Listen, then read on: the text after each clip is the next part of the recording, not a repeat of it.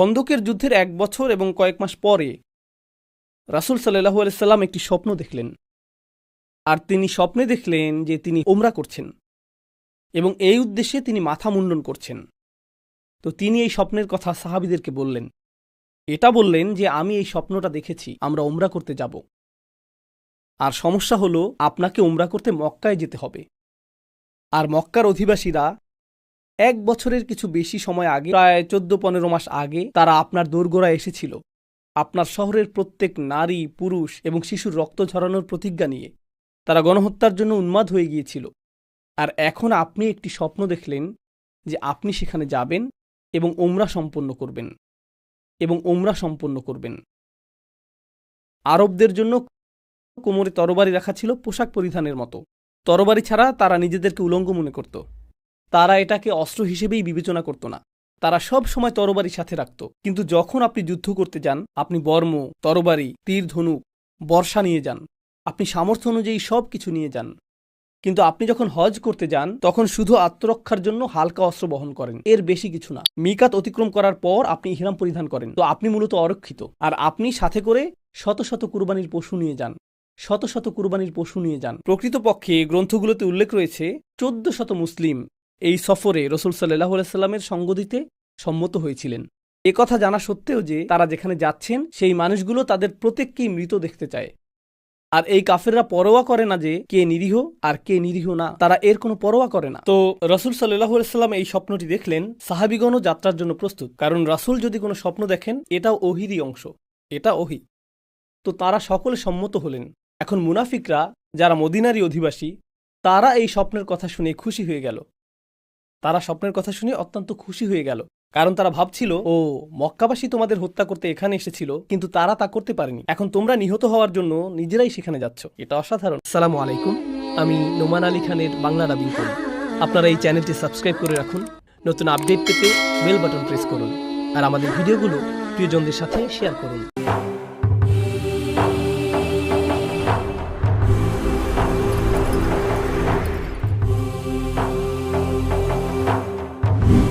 Before starting this video series, head on over to beginner.com/Dhul-Hijjah to download our free guided workbook on the Prophet's Road to Hajj to use and study with as a companion to this Dhul-Hijjah video series. بسم الله الرحمن الرحيم. إنا فتحنا لك فتحا مبينا ليغفر لك الله ما تقدم من ذنبك وما تأخر ويتم نعمته عليك ويهديك صراطا مستقيما وينصرك الله نصرا عزيزا. رب اشرح لي صدري ويسر لي أمري واحلل عقدة من لساني يفقهوا قولي.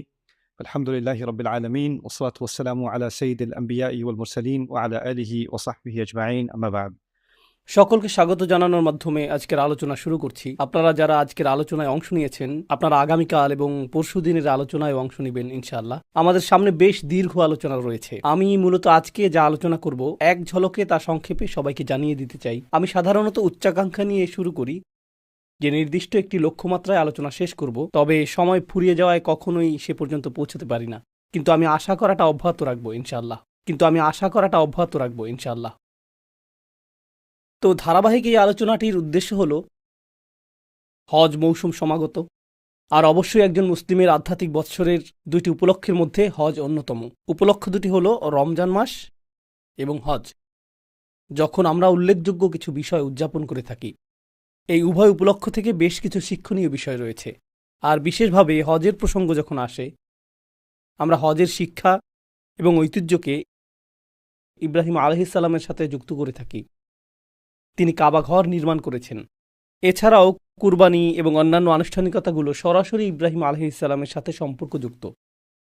সেজন্যই হজের ঘটনাগুলোর সাথে সম্পর্কিত ইব্রাহিম আলাইহিস সালামের আদর্শ বিষয় খুতবা, আলোচনা এবং নসিহত অহরহ মুসলিমদের মাঝে দেখবেন। কিন্তু আমি মনে করি সেই সমীকরণে আরও একটি বিষয় যোগ করা উচিত। আমরা অবশ্যই ইব্রাহিম আলাইহিস সালামকে নিয়ে কথা বলবো, কিন্তু তাকে নিয়ে আলোচনাটি থাকবে ধারাবাহিক এই আলোচনার একেবারে শেষের দিকে। আমি মনে করি আমাদেরকে শুরু করতে হবে স্বয়ং রাসূল সাল্লাল্লাহু আলাইহি সাল্লামের জীবনী থেকে। আমি এই ধারাবাহিক আলোচনার নাম দিয়েছি হজের পথ পরিক্রমা, রাসূল সাল্লাল্লাহু আলাইহি সাল্লামের হজের পথ পরিক্রমা। কারণ আমাদেরকে বুঝতে হবে যে কিভাবে আমরা এখানে আসলাম, কিভাবে আমরা হজ পর্যন্ত এই অবস্থানে পৌঁছলাম। একটি দৃষ্টিকোণ থেকে আপনি এটাকে প্রধান লক্ষ্যগুলোর একটি মনে করতে পারেন। যদি এটা একমাত্র লক্ষ্য নাও হয়ে থাকে, রাসূল সাল্লাল্লাহু আলাইহি সাল্লামের জীবনের অন্যতম মিশন ছিল হজ প্রতিষ্ঠা করা, হজ প্রতিষ্ঠা করা, যার অর্থ আসলে স্বয়ং ইসলামকে প্রতিষ্ঠা করা। তো হজকে প্রকৃত অর্থে প্রতিষ্ঠিত হতে হলে কাবা ঘরে রক্ষিত মূর্তিগুলোর ধ্বংস অনিবার্য ছিল। হজের উদ্দেশ্যটি প্রতিষ্ঠিত হওয়ার জন্যই ইব্রাহিম আলাইহিসসালাম কাবা ঘর নির্মাণ করেছিলেন। ইব্রাহিম আলাইহিসসালাম কাবা ঘর নির্মাণ করেছিলেন। আর আমাদের রাসূল সাল্লাল্লাহু আলাইহি সাল্লাম ছিলেন ইব্রাহিম আলাইহিসসালামের বংশধর। তিনি সেই দায়িত্ব সমাপ্ত করেছেন যা ইব্রাহিম আলাইহিসসালাম শুরু করেছিলেন হাজার হাজার বছর আগে, তাই না? এক দৃষ্টিকোণ থেকে ইব্রাহিম আলাইহিসসালামের উদ্দেশ্যটি মূলত তাঁর উদ্দেশ্য ছিল। কারণ ইব্রাহিম আলাইহিসসালাম একটি দোয়া করেছিলেন যে মানুষ যাতে পৃথিবীর সকল প্রান্ত থেকে এই ঘরে ছুটে আসে, من كل فج عميق।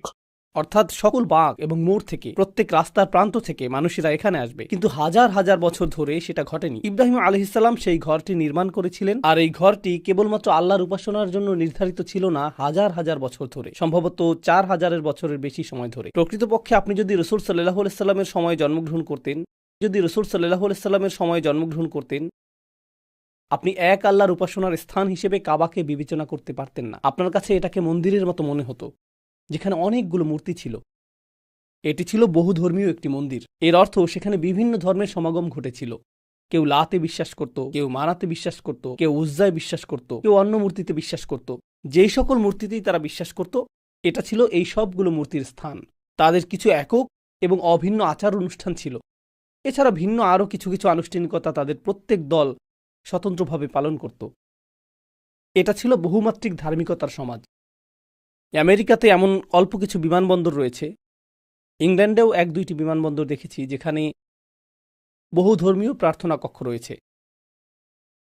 সেখানে থাকে কোরআন, বাইবেল, তাওরাত, হিন্দুদের বেদ। তাকের মধ্যে এই সবগুলো ধর্মগ্রন্থ পাশাপাশি থাকে। দেয়ালগুলোতে তারা কিছুই ঝুলায় না, সেগুলো ফাঁকা থাকে। তো আপনি হয়তো নামাজ পড়ছেন, তখনই অন্য কেউ যিশুর কাছে প্রার্থনা করছে, অন্য কেউ হয়তো সেন্ট নিকোলাসের কাছে প্রার্থনা করছে, আর অন্য কেউ হয়তো তার হিন্দু দেবতাকে ডাকছে, অথবা একাধিক দেবতাকে ডাকছে। সবকিছু একই কক্ষে, একই সময়ে। কাবার অবস্থাও এরকম হয়ে গিয়েছিল। আর অনেক অনেক শতাব্দী ধরে এটা এভাবেই ছিল, রাসূল সাল্লাল্লাহু আলাইহি সাল্লামের আবির্ভাবের পূর্ব পর্যন্ত। তো আমার সামনে অনেকগুলো উদ্দেশ্য রয়েছে। প্রথম উদ্দেশ্যটি হলো, বিশেষত আমি যখনই আগে আপনাদের এই মসজিদে এসেছি, সিরাতের কোনো একটা অংশ নিয়ে কথা বলেছি। তো আমি সেই ধারাবাহিকতায় অব্যাহত রাখব এবং এতে 10 মিনিটের মতো সময় লাগতে পারে। কিন্তু আমি আসলে বিস্তারিত যে বিষয়ে কথা বলতে চাই তা হলো রাসূল সাল্লাল্লাহু আলাইহি সাল্লামের মিশনের শেষের 3 থেকে 5 বছর সময়কাল। আমরা এই অংশটিকে কাছ থেকে পর্যবেক্ষণ করব এবং নির্দিষ্ট একটি সূরাও লক্ষ্য করব যা সেই সময়ে রাসূল সাল্লাল্লাহু আলাইহি সাল্লামের উদ্দেশ্যের প্রতি গুরুত্বারোপ করেছে। সেই ইতিহাস পর্যবেক্ষণ করাটা আসলেই প্রয়োজনীয় অন্য একটি কারণে, যা আমি 30 মিনিট পরে ব্যাখ্যা করব। আর তা হলো কোরআন কিভাবে ইতিহাসকে লিপিবদ্ধ করেছে। কোরআন অনেক কিছু করেছে, এর মধ্যে একটি কাজ হলো এটা ইতিহাসকে লিপিবদ্ধ করেছে। তো আমরা প্রায় 30 মিনিট পরে সেটা আলোচনা করব। কিন্তু তার আগে আমি শুরু করতে চাই সেই প্রেক্ষাপটটি নিয়ে যেই অবস্থায় রাসূল সাল্লাল্লাহু আলাইহি সাল্লামের উপর ওহী নাজিল হয়েছিল। আমরা সকলে জানি যে 40 বছর বয়সে তার উপর ওহী নাজিল হয়। আর প্রাথমিক মাক্কি যুগে তিনি কুরাইশদের মাঝে এই বাণী প্রচার করেছেন। আর এখানে একটা বিষয় যা অনেকেরই অজানা, তা হলো সাধারণ মানুষেরা রাসূল সাল্লাল্লাহু আলাইহি সাল্লামের মূল প্রতিপক্ষ ছিল না। মধ্যবিত্ত এবং নিম্ন মধ্যবিত্ত শ্রেণী প্রতিপক্ষ ছিল না। রাসূল সাল্লাল্লাহু আলাইহি সাল্লামের প্রতিপক্ষ ছিল রাজনৈতিক শ্রেণী এবং উচ্চবিত্তের সামাজিক এবং অর্থনৈতিক শ্রেণী। সেই সময়কার বিলিয়নিয়ার, মাল্টিবিলিয়নিয়ার এবং রাজনীতিবিদরা ছিল রাসূল সাল্লাল্লাহু আলাইহি সাল্লামের মূল প্রতিপক্ষ। তো এমনকি মুসলিম হিসেবে ছোট থেকেই আপনি কিছু নাম শুনেছেন, যেমন আবু লাহাব, আবু জেহেল, উতবা ইবনে রাবিয়া। আপনারা এই নামগুলো আগেও শুনেছেন। তাদের প্রত্যেকেই হয়তো ধনী শ্রেণীর অন্তর্ভুক্ত, অথবা রাজনৈতিক শ্রেণীর অন্তর্ভুক্ত, অথবা উভয় শ্রেণী একসাথে ছিল। এখানে অর্থ এবং ক্ষমতার মধ্যকার সম্পর্ক নিয়ে সংক্ষেপে কিছু কথা বলা জরুরি, কারণ তাদের কেউ কেউ ছিল ক্ষমতাসীন এবং কারো কারো প্রচুর সম্পদ ছিল। আর এই দুটি বিষয়, অর্থ এবং ক্ষমতা, সর্বদাই একে অপরকে সঙ্গ দিয়েছে, যদিও তারা সর্বদা একই হাতে থাকে না। কিছু কিছু ক্ষেত্রে তারা একই হাতে কুক্ষিগত থাকে। উদাহরণস্বরূপ, আজকের পৃথিবীর কিছু কিছু দেশে রাজপরিবার রয়েছে, বেশিরভাগ সম্পদ তাদের হাতে এবং সকল ক্ষমতা তাদের কাছে। তো রাজত্বের মধ্যে অর্থ এবং সম্পদ একীভূত হয়ে আছে। আবার পৃথিবীর অন্য অনেক স্থানে, যেমন আমরা যেসব দেশে বসবাস করছি, এখানে গণতন্ত্রের একটি ছদ্ম আবরণ রয়েছে, কিন্তু বাস্তবে শুধুমাত্র দুটি জিনিস এখানে ক্ষমতায় রয়েছে। এখানে সম্পদশালী মানুষ রয়েছে আর রাজনৈতিক প্রভাব সম্পন্ন মানুষ রয়েছে। বেশিরভাগ ক্ষেত্রেই সম্পদশালী ব্যক্তিরাই রাজনৈতিক ক্ষমতাধর ব্যক্তিদেরকে নিয়ন্ত্রণ করে থাকে, আর অন্য সকলেই এই ভান করে যে তারা আদর্শ গণতন্ত্রে বসবাস করছে। তো এটা ভনিতাপূর্ণ একটা সমাজ, কিন্তু বাস্তবে এই দুটি উপাদান গোটা ইতিহাস জুড়েই বর্তমান ছিল, আর তারা সব সময়ই থাকবে। এটাই সমাজে ক্ষমতার কাঠামো কার্যকর থাকার প্রকৃতি। কোনো কোনো জাতি শুধুমাত্র অন্যদের তুলনায় এ ব্যাপারে বেশি সৎ, এটাই মূল পার্থক্য, তাই না? এরকমও দেখা যায় যে, উদাহরণস্বরূপ, ক্ষমতা শুধুমাত্র রাজনীতিবিদদের হাতেই থাকে না, ক্ষমতা সেনাবাহিনীর হাতেও থাকে। পৃথিবীতে এরকম অনেক দেশ রয়েছে। আপনি যদি এরকম দেশে বসবাস করেন, আপনি ইতিমধ্যে বিষয়টা জানেন, যেখানে নির্বাচন হয়, রাষ্ট্রপতি পরিবর্তন হয়, প্রধানমন্ত্রী পরিবর্তন হয়, দল পরিবর্তন হয়, কিন্তু সকলেই জানে যে সেনাবাহিনীই মূলত দেশ চালায়। এটা সবাই জানে। আমরা সকলে ভান করছি যে ভোট হচ্ছে, নির্বাচন হচ্ছে, কিন্তু পেছন থেকে কেউ কলকাঠি নাড়ছে এবং বলছে তোমাদেরকে আমার কথা মতোই চলতে হবে, না হলে পরবর্তী নির্বাচনে তুমি কিন্তু আর থাকবে না, অথবা তোমার নামে কোনো অভিযোগ আনা হবে যার ফলে তুমি দৃশ্যপট থেকে হারিয়ে যাবে, তাই না? মূলত সম্পদশালীরাই ক্ষমতায় থাকে। এখন আর প্রসঙ্গক্রমে ক্যাথলিক চার্চ এবং রোমান সাম্রাজ্যের ক্ষেত্রেও একই রকম বিষয় কার্যকর ছিল। ক্যাথলিক চার্চের ক্ষেত্রে তৃতীয় আরেকটা মাত্রা যোগ হয়েছিল, যেটিও আমি আপনাদের সামনে উপস্থাপন করতে চাই। তো একটি হলো সম্পদ, একটি হলো ক্ষমতা, আরেকটি ছিল ধর্ম। তৃতীয় আরেকটি মাত্রা যোগ হলো সম্পদ, ক্ষমতা এবং ধর্ম। তো সেই ধরনের সমাজে যা ঘটেছিল তা হলো, রাজার একটি উপায়ের প্রয়োজন ছিল এটা নিশ্চিত করার জন্য যে সমাজ রাজার প্রতি অনুগত থাকবে। ঠিক আছে, সমাজকে অবশ্যই রাজার প্রতি অনুগত থাকতে হবে। তো রাজারা সাধারণত যা করত তা হলো, তারা একটি ধর্মযাজক গোষ্ঠী রাখত। যেমন ফেরাউনের ছিল জাদুকর এবং যাজক গোষ্ঠী, অথবা ইউসুফ আলাইহিসসালামের সময় রাজার স্বপ্নের ব্যাখ্যা দেওয়ার জন্য একজন লোক ছিল। স্মরণ করতে পারছেন? এরা ছিল আধ্যাত্মিক সাধক অথবা এ জাতীয় কিছু, সেই সময়ের মরমী সাধক, ধর্মীয় সম্প্রদায়, ধর্মগুরু। একইভাবে রোমান সাম্রাজ্যের ছিল ক্যাথলিক চার্চ, সেখানে এই ধর্মীয় সম্প্রদায়টি বর্তমান ছিল। আর তাদের কাজ ছিল দুইটি। তাদের কাজ শুধুমাত্র মানুষকে ধর্মশিক্ষা দেয়াই ছিল না, বরং ধর্মশিক্ষা দেওয়ার মাধ্যমে তারা মূলত মানুষকে দুটি জিনিস শিখিয়েছে। প্রথমত দান করা, একে অপরকে দান করা না, দরিদ্রকে দান করাও না, বরং চার্চকে দান করা, এটা এক নম্বর। আর দ্বিতীয়ত রাজার জন্য প্রার্থনা করা অথবা রানীর জন্য প্রার্থনা করা, সৃষ্টিকর্তা রানীকে রক্ষা করুন। তাদের এই দুইটি কাজ ছিল। তারা মানুষের কাছ থেকে অর্থ সংগ্রহ করত তাদের পরকালে মুক্তির উদ্দেশ্যে, আর তারা এটা নিশ্চিত করত যে মানুষ যাতে রাজার অনুগত থাকে, কারণ সৃষ্টিকর্তার আশীর্বাদেই রাজা রাজত্ব পেয়েছেন। তো ধর্মের ভূমিকা ছিল মানুষ যাতে তাদের আকাঙ্ক্ষা অনুযায়ী আচরণ করে, এটাই আসলে ছিল এর ভূমিকা। এখন আমাদের সময়ে যা ঘটছে, নতুন প্রজন্মের জন্য ধর্মগুলো ব্যাপকভাবে অপ্রাসঙ্গিক হয়ে পড়ছে, তাই না? তাদের পিতামাতাগণ অনেক বেশি চার্চমুখী, মন্দিরমুখী, এমনকি মসজিদমুখী ছিল, কিন্তু পরের প্রজন্ম সেরকম না। তো এজন্য বিদ্যমান ক্ষমতা কাঠামোকে নতুন এক ধর্ম আবিষ্কার করতে হবে। কিভাবে তারা মানুষকে জড়ো করবে, কিভাবে তারা মানুষকে অনুগত বানাবে। তো গণমাধ্যমগুলো এখন নতুন ধর্মীয় সত্তায় পরিণত হয়েছে। গণমাধ্যম বলতে সামাজিক মাধ্যম, বিনোদন মাধ্যম, সংবাদ মাধ্যম, এরাই এক হিসেবে আমাদের সমাজে ধর্মের স্থানটি দখল করতে শুরু করেছে। তো আগে ছিল ধর্মীয় কাঠামো, যা মানুষের মনে প্রতিনিয়ত বিশেষ ধরনের বার্তা পৌঁছে দিত, কিন্তু এখন গণমাধ্যমগুলোই মানুষের মাঝে বিশেষ ধরনের বার্তা ছড়িয়ে দিচ্ছে। এই আলোচনা অন্য আরেক সময় করা যাবে। আসুন আমরা রাসূল সাল্লাল্লাহু আলাইহি ওয়াসাল্লামের সিরাতে ফিরে যাই, যেখান থেকে আলোচনাটির সূচনা হয়েছিল। রাসূল সাল্লাল্লাহু আলাইহি ওয়াসাল্লাম যখন তার বাণীটি লা ইলাহা ইল্লাল্লাহ প্রথম ঘোষণা করলেন, এটা ছিল বড় একটা ধর্মীয় সমস্যা। প্রথমত, কারণ আপনি যদি বলেন যে সৃষ্টিকর্তা মাত্র একজন, কাবা ঘরের মধ্যে অবস্থিত তাদের বিচিত্র রকমের সব ধর্মগুলো, এগুলো সবগুলোই বাতিল হয়ে যাবে। এগুলো কোনোটাই একত্ববাদের ধারণার সাথে একত্রে অবস্থান করতে পারে না। এই ধর্মগুলোর প্রত্যেকটি এই জাতীয় অন্য ধর্মগুলোর সাথে একত্রে অবস্থান করতে পারে। তোমার যা ইচ্ছা বিশ্বাস করতে পারো, তোমার যা ইচ্ছা বিশ্বাস করতে পারো, তোমার মূর্তিটা এখানে রাখতে পারো, তোমারটাও এখানে রাখতে পারো। কিন্তু রাসূল সাল্লাল্লাহু আলাইহি ওয়াসাল্লাম এমন কিছু নিয়ে আসলেন যা মূর্তিকেই স্বীকার করে না। এটা সৃষ্টিকর্তার বিষয়ে কোনো ছাড় দেয় না। সৃষ্টিকর্তা শুধুমাত্র একজন, আর তিনি প্রথম থেকেই দাবি করেছেন যে এই ঘরটি কখনোই মন্দিরে পরিণত হওয়ার কথা ছিল না। এটা নির্মাণ করেছিলেন ইব্রাহিম আলাইহিস সালাম একমাত্র সৃষ্টিকর্তার উপাসনার জন্য। তোমরা মূলত এই মসজিদের পবিত্রতা নষ্ট করেছ। তো এখানে একটি বড় ধর্মীয় সমস্যা দেখা দিল। এছাড়া রাজনৈতিক একটা সমস্যাও ছিল। রাজনৈতিক সমস্যাটা হলো ইসলাম এসে এরকম কথা বলছে যে আমরা সকলে আদম আলাইহিসসালামের সন্তান, আর আদম আলাইহিসসালামের সকল সন্তানই সম্মানিত। আমরা যদি সকলেই আদম আলাইহিসসালামের সন্তান হই, এর অর্থ আক্ষরিকভাবেই আমরা সকলে জন্মগতভাবে সমান। যদিও আমরা জন্মগতভাবে বিভিন্ন স্থানের, আপনি এই গোত্রের হতে পারেন, সেই গোত্রের হতে পারেন, আপনার গোত্রের কোন জিনিসটা নিয়ে আপনি গর্ব করেন, আপনার পূর্বপুরুষের পরিচয়, কিন্তু তার বাবা কে ছিল। আপনি যদি এভাবে যেতে থাকেন, সকল মানুষের পিতাকে আদম আলাইহিসসালাম, যার অর্থ আমরা সকলেই মানবতার গোত্রের সদস্য, আমরা সকলেই সমান। বুঝতে পারছেন? তো গোত্রীয় শ্রেষ্ঠত্ব সাংঘাতিক এক সমস্যা হয়ে দাঁড়িয়েছিল। যদি সকল মানুষ সমান হয়, আপনি কোন গোত্রের সেই বিবেচনায় শ্রেষ্ঠত্বের দাবি করতে পারেন না। সকলের মৌলিক অধিকারগুলো সমান। তো এটা ছিল আরেকটা সমস্যা। এখন কুরাইশরা আর শ্রেষ্ঠত্বের দাবি করতে পারবে না, এমনকি তাদের নিজেদের ভিতরেও শ্রেণী বিভাগ ছিল। এখন তারা আর এটা চর্চা করতে পারবে না। অন্য আরো সমস্যাও ছিল। কোরআন অগ্রসর হওয়ার সাথে সাথে এই সমস্যাগুলো উদ্ভূত হতে শুরু করলো। উদাহরণস্বরূপ আল্লাহ বলছেন, فذلك الذي يدع اليتيم ولا يحض على طعام المسكين। প্রাথমিক এই ওহী বলছে এমন ব্যক্তি সম্পর্কে যে এতিমকে ধাক্কা দেয় এবং দরিদ্রকে আহার করায় না। এখানে দরিদ্রকে উদ্দেশ্য করে বলা হচ্ছে না, এখানে বলা হচ্ছে ধনীদের উদ্দেশ্যে। এখানে সেই ধনীদের উদ্দেশ্যে বলা হচ্ছে যারা এতিমদেরকে ধাক্কা দেয়, যারা সমাজের দরিদ্র শ্রেণীকে বঞ্চিত করে, যারা ব্যবসায় মানুষকে প্রতারিত করে। আল মুতাফফিফিন। কোরআন অর্থনৈতিক দুর্নীতির সমালোচনা করেছে, যা দরিদ্রদের দ্বারা করা সম্ভব না। দরিদ্রদের কাছে তো দুর্নীতিগ্রস্ত হওয়ার জন্য যথেষ্ট সম্পদই থাকে না। কোরআন সমাজের অত্যাধিক ধনী শ্রেণীর সমালোচনা করেছে। আর প্রসঙ্গক্রমে আপনি যখন ধনী শ্রেণীকে রাগান্বিত করেন, তারা নীরবে এটা সহ্য করে না। সরকারের সাথে তাদের সরাসরি সংযোগ রয়েছে।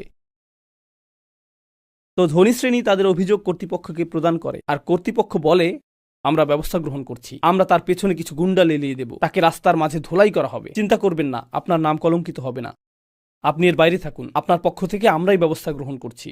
এটা হলো পরোক্ষ উপায়ে কাজ সমাধা করার একটি উপায়। তো অর্থ, ধর্ম, ক্ষমতা এগুলো একটি অপরটির সাথে জড়িত। কুরআন আসলো এবং এটা এই সবগুলোকেই ছিন্ন ভিন্ন করা শুরু করলো।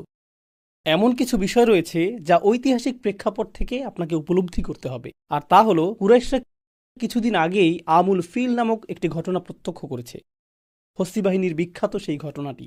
এর কারণ মক্কা নগরী আব্রাহার জন্য সমস্যার কারণ হয়ে দাঁড়ালো। ইয়েমেন থেকে আব্রাহা কেন মক্কা নগরীতে সমস্যা দেখতে পেল? কারণ কাবা ছিল একটি ধর্মীয় কেন্দ্র। তো অত্র এলাকার সকল গোত্র যখন তাদের ধর্মীয় শ্রদ্ধা প্রদর্শন করতে চাইত, তখন তারা কোথায় যেত? তারা কাবা ঘরে যেত। আর এই কারণেই কাবা ধর্মীয় পর্যটনেরও কেন্দ্রবিন্দুতে পরিণত হয়েছিল। এটাকে ধর্মীয় পর্যটন হিসেবেই উল্লেখ করলাম। তো প্রচুর মানুষ সেখানে আসতো, অবস্থান করত, উপাসনা করত। এর ফলে মক্কার আপ্যায়ন শিল্প, হোটেল শিল্প এগুলো সমৃদ্ধ হচ্ছিল। মক্কাবাসী বেশ ভালো অর্থ উপার্জন করছিল চারপাশ থেকে মানুষ আসার কারণে। আর আব্রাহা কাউকে তার শহরে আনতে পারছে না, কারণ কাবা ছিল ধর্মীয় কেন্দ্র। আর এখানে আরেকটা কারণ ছিল, আর তা হলো যেহেতু এটা ছিল ধর্মীয় কেন্দ্র, সকল বাণিজ্য কাফেলা কাবার পথ ধরে মক্কা হয়েই চলাচল করত। তো তারা ইয়েমেনে কেনাবেচা করত, এরপর মক্কা হয়েই চলাচল করত। যে পণ্য তারা ইয়েমেনে ক্রয় করত, সেগুলো সিরিয়ায় বিক্রি করত। তারপর তারা সিরিয়া থেকে আবার ক্রয় করত। প্রসঙ্গক্রমে সিরিয়া আবার ইউরোপের সাথে সম্পর্কযুক্ত ছিল, সেখানে ইউরোপীয় পণ্যও পাওয়া যেত। তারা এই পণ্য কিনত, মক্কার রাস্তা ধরে ইয়েমেনে যেত এবং ইয়েমেন থেকে শুরু করে গোটা আফ্রিকায় সেই পণ্য বিক্রি করত। তো আফ্রিকা ইউরোপের বাণিজ্য এই পথেই পরিচালিত হতো, যার কেন্দ্র ছিল মক্কা। আর এর পেছনে একমাত্র কারণ ছিল এটা যে সকল মূর্তিগুলো সেখানে ছিল, এটাই একমাত্র কারণ। তো যখন ইসলাম আসলো, কোরআন আসলো এবং রসুল সাল্লাল্লাহু আলাইহি সাল্লাম বললেন আল্লাহ ছাড়া উপাসনার যোগ্য আর কোনো সৃষ্টিকর্তা নেই, এটা শুধু ধর্মীয় সমস্যাই ছিল না, অর্থনৈতিকভাবেও এটা ছিল সমস্যাজনক। আবার রাজনৈতিকভাবেও এটা সমস্যাজনক ছিল, কারণ আমরা যদি সকল মূর্তিগুলো ধ্বংস করে দেই, এই অঞ্চলের সকল গোত্রগুলো আমাদের শত্রুতে পরিণত হবে। তারা সকলে আমাদের ঘৃণা করবে, কারণ আমরা তাদের মূর্তিগুলোকে আক্রমণ করেছি। তখন আমরা আমাদের চিরাচরিত বাণিজ্য পথে আর চলাচল করতে পারবো না, সেটা আর পারবো না। তখন আমাদের অর্থনীতির এই রাজপথটি বিলীন হয়ে যাবে, কেউ আর এই ঘরে আসবে না। ফলে পর্যটনের অর্থ আসাও বন্ধ হয়ে যাবে, আমরা তো রাতারাতি দেউলিয়া হয়ে যাব, আর মানুষও আমাদের হত্যা করবে। এই জন্য তাদেরকে এটা রক্ষা করতে হবে। এখন আব্রাহা তার নিজের কেন্দ্রের দ্বারা কাবাকে প্রতিস্থাপন করতে চেয়েছিল। আমরা জানি হস্তি বাহিনীর সাথে কি ঘটেছিল এবং সেই অঞ্চলটির মাঝে এর কি প্রভাব পড়েছিল। আরবের সকল গোত্রের মাঝে এই বিশ্বাস তৈরি হলো যে কুরাইশা অনুগ্রহপ্রাপ্ত মানুষ, কুরাইশা পবিত্র মানুষ এবং কাবা ঘরটি পবিত্র। অর্থাৎ কুরাইশরা হলো কাবার যথাযোগ্য তত্ত্বাবধায়ক, আর সেজন্যই তাদেরকে ক্ষমতায় রাখতে হবে। তাদের এই ক্ষমতা বরং আরও বেশি বৈধতা পেয়ে গেল হস্তি বাহিনীর এই অলৌকিক ঘটনার মাধ্যমে। এমনকি হস্তি বাহিনীও এই লোকদের কিছু করতে পারেনি। অতএব আমাদেরকেও সতর্ক হতে হবে। তো সকলেই কুরাইশদেরকে তাদের মতো ছেড়ে দিয়েছিল রাসূল সাল্লাল্লাহু আলাইহি সাল্লামের আবির্ভাবের সময় পর্যন্ত। তো যখন এই আদর্শিক সংঘাতের সূচনা হলো, অবশেষে এটা এমন অবস্থায় উপনীত হয় সেখানে রাসূল সাল্লাল্লাহু আলাইহি সাল্লাম প্রায় হত্যার শিকার হয়েছিলেন এবং তাকে নির্বাসিত করা হয়েছিল, তাকে তায়েফে চলে যেতে হয়েছিল, এমনকি তারও আগে তাকে শিয়াবে আবু তালিবে নির্বাসিত করা হয়েছিল। আর যখন তার জীবনের উপর চূড়ান্ত আঘাতের পরিকল্পনা হলো, তখন তাকে গোপনে মদিনায় হিজরত করতে হয়েছিল, যেখানে কিছু মুসলিম আগেই হিজরত করে চলে গিয়েছিলেন, তাই না? তো এখন রাসূল সাল্লাল্লাহু আলাইহি সাল্লাম মদিনায় রয়েছেন, আর প্রথম বছরের মধ্যেই কুরাইশরা বুঝতে পারলো যে এটা বৃহত্তর সমস্যা তৈরি করবে, কারণ আমরা এই সমস্যাটিকে আটকাতে পারিনি। এখন সে যেহেতু মদিনায় রয়েছে, সে হয়তো স্বাচ্ছন্দ্যে তার কার্য পরিচালনা করতে পারবে, অন্য গোত্রগুলোও হয়তো মুসলিম হওয়া শুরু করবে। তো কুরাইশরা নিশ্চিত ছিল না যে আমরা কি এই নবীর বিরুদ্ধে, মুহাম্মাদের বিরুদ্ধে যুদ্ধ করব, তাকে এবং তার অনুসারীদেরকে হত্যা করব, মদিনা পর্যন্ত গিয়ে তাদেরকে হত্যা করব, অথবা তারা তো আর আমাদের জন্য সমস্যাজনক না, কারণ তারা দূরে চলে গিয়েছে, এটা এখন অন্য মানুষদের সমস্যা, আমাদের এটা নিয়ে চিন্তিত হওয়ার প্রয়োজন নেই। তো মক্কাবাসীদের দুই ধরনের মতামত ছিল, আমরা কি তাদের পেছনে তাড়া করব, নাকি আমরা তাদেরকে ছেড়ে দেব। আর তারা যদি ক্ষমতাশালী হয়েও যায় সেটাও ভালো, কারণ তারা তো আমাদেরই আত্মীয় স্বজন, সেক্ষেত্রে আমাদের নিজের লোকেরাই ক্ষমতাশালী হয়ে উঠবে। তো তখনকার সময়ের মক্কার দুই রাজনৈতিক দলের মাঝে এই বিতর্ক চলছিল। আর এই বিতর্ক চলাকালীন অবস্থায় কুরাইশরা যা করছিল তারা স্বাভাবিক নিয়মেই বাণিজ্য পরিচালনা করছিল, তাদের সেই বাণিজ্য কাফেলা চলমান ছিল। আর রাসূল সাল্লাল্লাহু আলাইহি সাল্লাম যখন সকল মুসলিমদের নিয়ে ছোট একটি জোট গঠন করলেন, তিনি আদেশ দিলেন যে এই বাণিজ্য কাফেলাগুলোকে আক্রমণ করা শুরু করতে হবে। তো তাদের বাণিজ্য আক্রান্ত হতে শুরু করলো, যেটা সম্পূর্ণরূপে ন্যায়সঙ্গত, কারণ তোমরা তাদেরকে ঘর থেকে বিতাড়িত করেছো এবং তাদের সম্পদ চুরি করেছো, তারা তাদের সম্পদ ফেরত পাবার জন্য তোমাদের আক্রমণ করছে। তো রাসূল সাল্লাল্লাহু আলাইহি সাল্লাম এখন মক্কার অর্থনীতির প্রাণসত্তাকে আক্রমণ করলেন।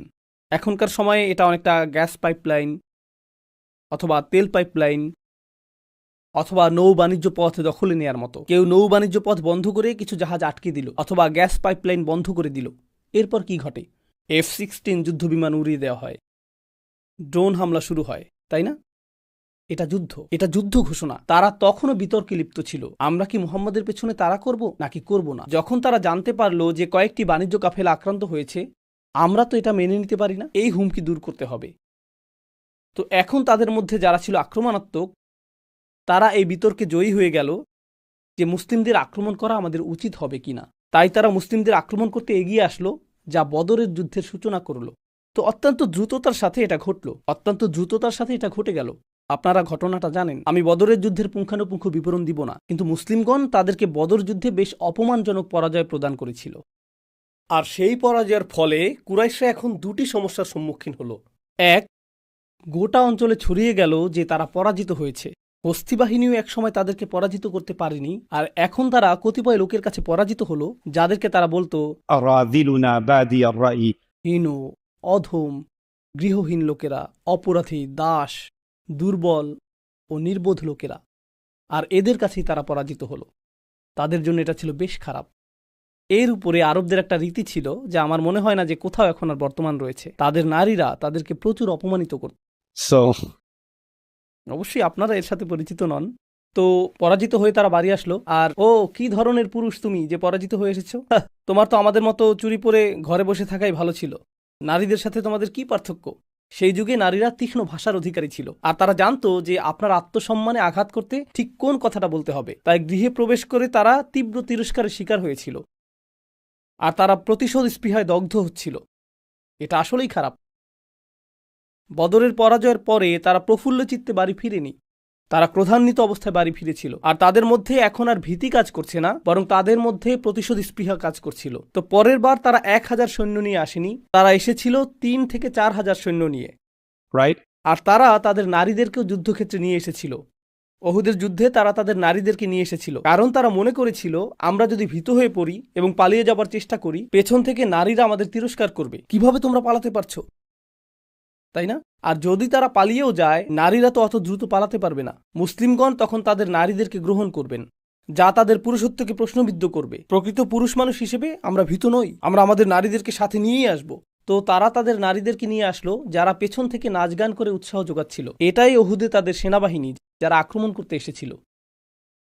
আমি ওহুদের পুঙ্খানুপুঙ্খ বিবরণ দিব না, তবে একটি বিষয় আপনাদের জানা উচিত, মুসলিমরা বেশ ভালোভাবে তাদের কোণঠাসা করে ফেলেছিল। তাদেরকে বেশ ভালোভাবে শায়েস্তা করা হয়েছিল। খেলায় দুর্বল প্রতিপক্ষ যেভাবে ধরাশায়ী হয়, যুদ্ধের ময়দানেও তাদের অবস্থা ঠিক সেরকম হয়ে গিয়েছিল।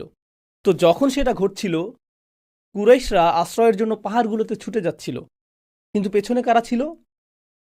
তাদের নারীরা। তারা তাদের বর্মগুলো ফেলে যাচ্ছিল, কারণ বর্মসহ তারা দ্রুত পালাতে পারছিল না। তো তাদের বর্মগুলো ফেলে যাচ্ছিল কারণ সেগুলো ছিল বেশ ভারী, আর তারা পাহাড়ের দিকে পালিয়ে যাচ্ছিল। নারীরা সেখানেই দাঁড়িয়েছিল, আর তারা নারীদের পাশ দিয়েই পালাচ্ছিল। নারীদের ছাড়াই তারা পাহাড়ের দিকে ছুটে যাচ্ছিল, আর নারীদের অবস্থা ছিল, আমাদের জন্য অপেক্ষা করো। নারীরা তো পুরুষদের মতো দ্রুত পালাতে পারে না, তাই তারা পেছনে পেছনে পালাতে লাগলো। আর সাহাবীগণ উল্লেখ করছেন, যখন আমরা তাদের পিছু ধাওয়া করছিলাম, আমরা নারীদের পায়ের গোড়ালির পেছনের অংশ দেখতে পেলাম, যারা পোশাক উপরে তুলে ধরে পালাচ্ছিল পাহাড়ের উদ্দেশ্যে। এটা ছিল উহুদের প্রথমার্ধ। তারপরের ঘটনা তো আপনারা জানেন। মুসলিম তীরন্দাজগণ যখন বর্ম এবং তলোয়ারগুলো মাটিতে পড়ে থাকতে দেখলেন, তাদের অনেকেই নিজেদের অবস্থান ত্যাগ করলেন। আর খালিদ ইবনে ওয়ালিদ তখনও মুসলিম হননি। তিনি ঘুরে এসে পিছন দিক থেকে তাদের উপর আক্রমণ করলেন। আর সেই অবস্থায় রাসূল সাল্লাল্লাহু আলাইহি সাল্লাম প্রায় নিহত হওয়ার উপক্রম হয়েছিলেন। তার মুখমণ্ডলের 3টি স্থানে আঘাতপ্রাপ্ত হয়েছিলেন। তিনি জ্ঞান হারিয়ে ফেলেছিলেন। সেদিন তার জীবনের উপর একাধিক আঘাত এসেছিল। আর এটা ছিল কুরাইশদের জন্য তথাকথিত প্রথম বিজয়। আর যুদ্ধের পরে তারা আজে বাজে অনেক কথা বলেছিল। لنا العزى ولا عزى لكم। আমাদের উজ্জা দেবী রয়েছে। প্রসঙ্গক্রমে উজ্জা শব্দটি আল আযু এর স্ত্রীবাচক শব্দ, যা এসেছে আজিজ থেকে। আল্লাহর নাম হলো আল আজিজ। আল আযু হলো যার শক্তি সবচেয়ে বেশি। আল উজ্জা অর্থ সেই কল্পিত দেবী যার শক্তি সবচেয়ে বেশি। لنا العزى ولا عزى لكم। আর আল্লাহ কোরআনে একটি আয়াতের দ্বারা এর জবাব দিয়েছিলেন। ذلك بأن الله مولى الذين آمنوا وأن الكافرين لا مولى لهم। আল্লাহ ইমানদারদের মাওলা, আর কাফিরদের কোনো মাওলা নেই। যাই হোক, এরপর তারা চলে গেল। সেদিন তারা হামজা রাদিয়াল্লাহু তাআলা আনহুর দেহ বিকৃত করেছিল। ৭০ জন অত্যন্ত গুরুত্বপূর্ণ সাহাবীকে হত্যা করা হয়েছিল। আপনাকে এখানে মূল বিষয়টি বুঝতে হবে, যেদিকে আমরা আলোচনাকে নিয়ে যেতে চাই। আর তা হলো, যুদ্ধের বেশিরভাগ অর্থায়ন, যুদ্ধ করার জন্য আপনার যা অর্থ প্রয়োজন, যুদ্ধের বেশিরভাগ অর্থই আসছিল আনসারদের কাছ থেকে। আনসার কারা তা তো আপনারা জানেন, সাহায্যকারী মদিনার স্থানীয় সাহাবীগণ। মক্কাবাসী মুহাজিরগণ এক প্রকার খালি হাতে এসেছিলেন, তারা তো সম্পদ নিয়ে আসেননি। তাই বেশিরভাগ অর্থ এবং বেশিরভাগ লোকবল এসেছিল আনসারদের কাছ থেকে। ওহুদে যখন আনসারদের মধ্য থেকে বেশ বড় সংখ্যক সাহাবী শহীদ হলেন, নিহত হওয়া প্রত্যেক ব্যক্তিই ছিলেন কোনো না কোনো পরিবারের প্রধান।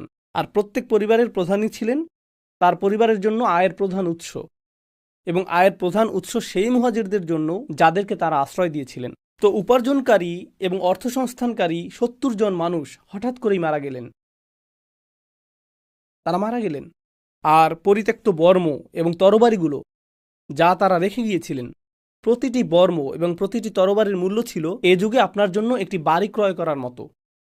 অন্য কথায়, আপনার আজীবনের সঞ্চয় একটি বর্মের জন্য ব্যয়িত হতো, আপনার আজীবনের সঞ্চয় কয়েকটি তরবারির জন্য ব্যয়িত হতো। তো কুরাইশরা যখন মুসলিমদের বর্ম এবং তরবারিগুলো নিয়ে গেল, মুসলিমগণ ব্যাপক পরিমাণে সম্পদ হারালেন এবং তারা তাদের অর্থসংস্থানকারীদের হারালেন একই সাথে। এটা ইতিমধ্যেই ছিল দারিদ্র্যপীড়িত একটি সমাজ। ويؤثرون على أنفسهم ولو كان بهم خصاصة।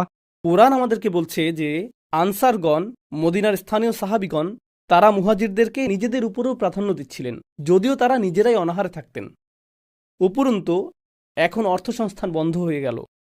তো মুসলিমদের অবস্থা এখন আরও শোচনীয় হয়ে পড়ল। তারা গভীরভাবে আঘাতপ্রাপ্ত। من بعد ما أصابهم القرح। আল্লাহ এভাবে বর্ণনা করেছেন, এমনকি গভীর আঘাত যখন তাদেরকে আহত করল।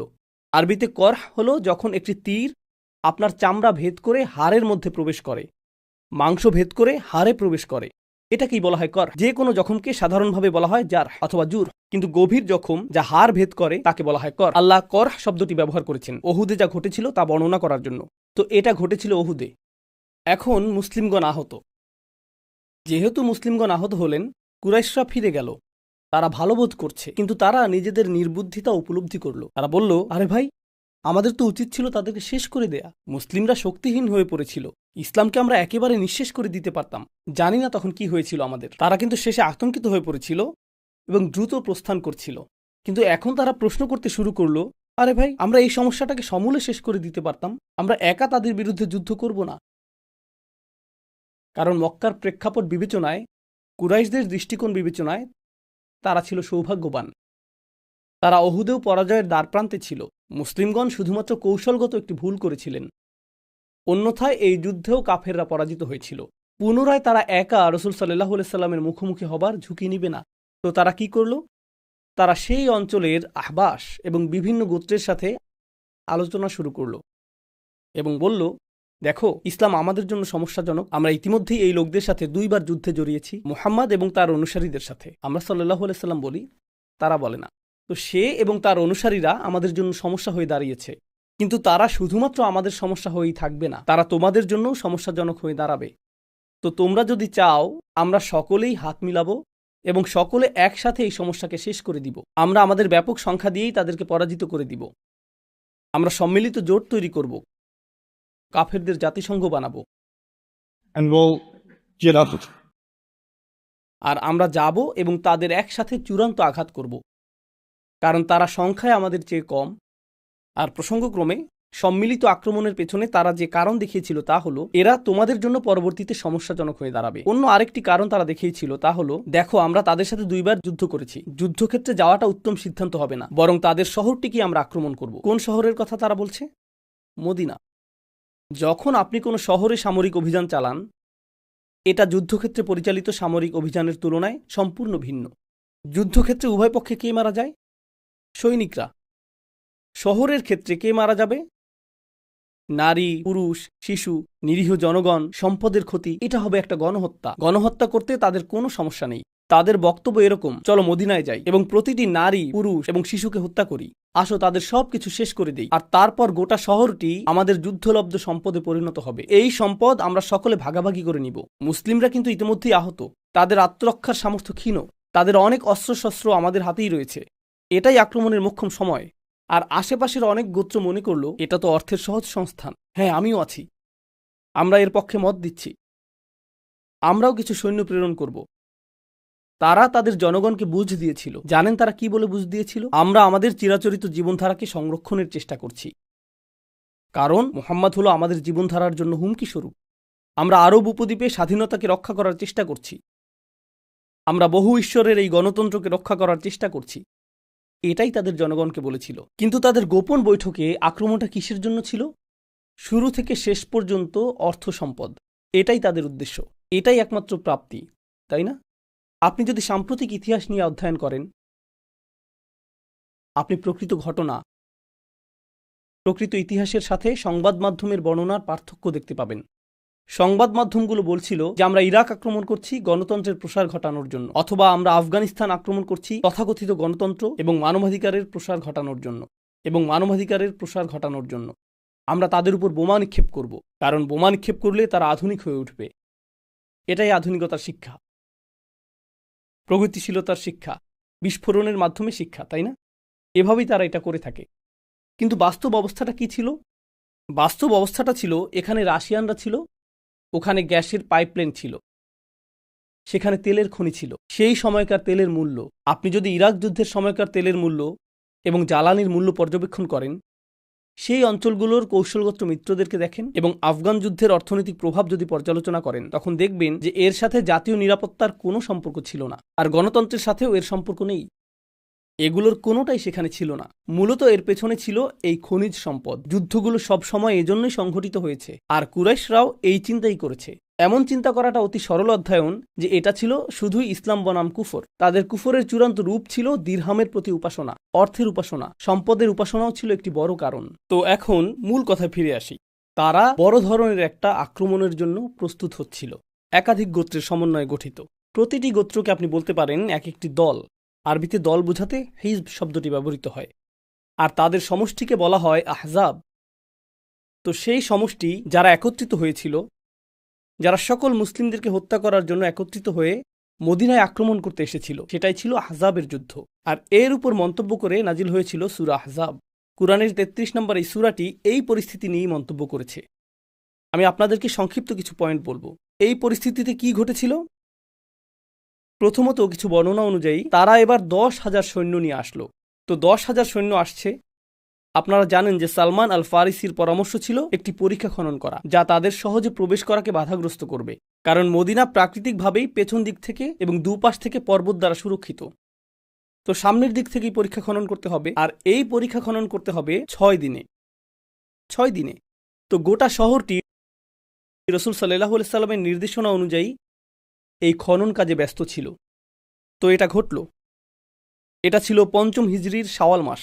আর আল্লাহ কোরআনে এই ব্যাপারে উল্লেখ করেছেন, يا أيها الذين آمنوا اذكروا نعمة الله عليكم হে ঈমানদারগণ, তোমাদের উপর আল্লাহর অনুগ্রহের কথা স্মরণ করো, إذ جاءتكم جنود যখন বাহিনীগুলো তোমাদেরকে আক্রমণ করতে এসেছিল। একটি বাহিনী না, বরং জুনুদুন।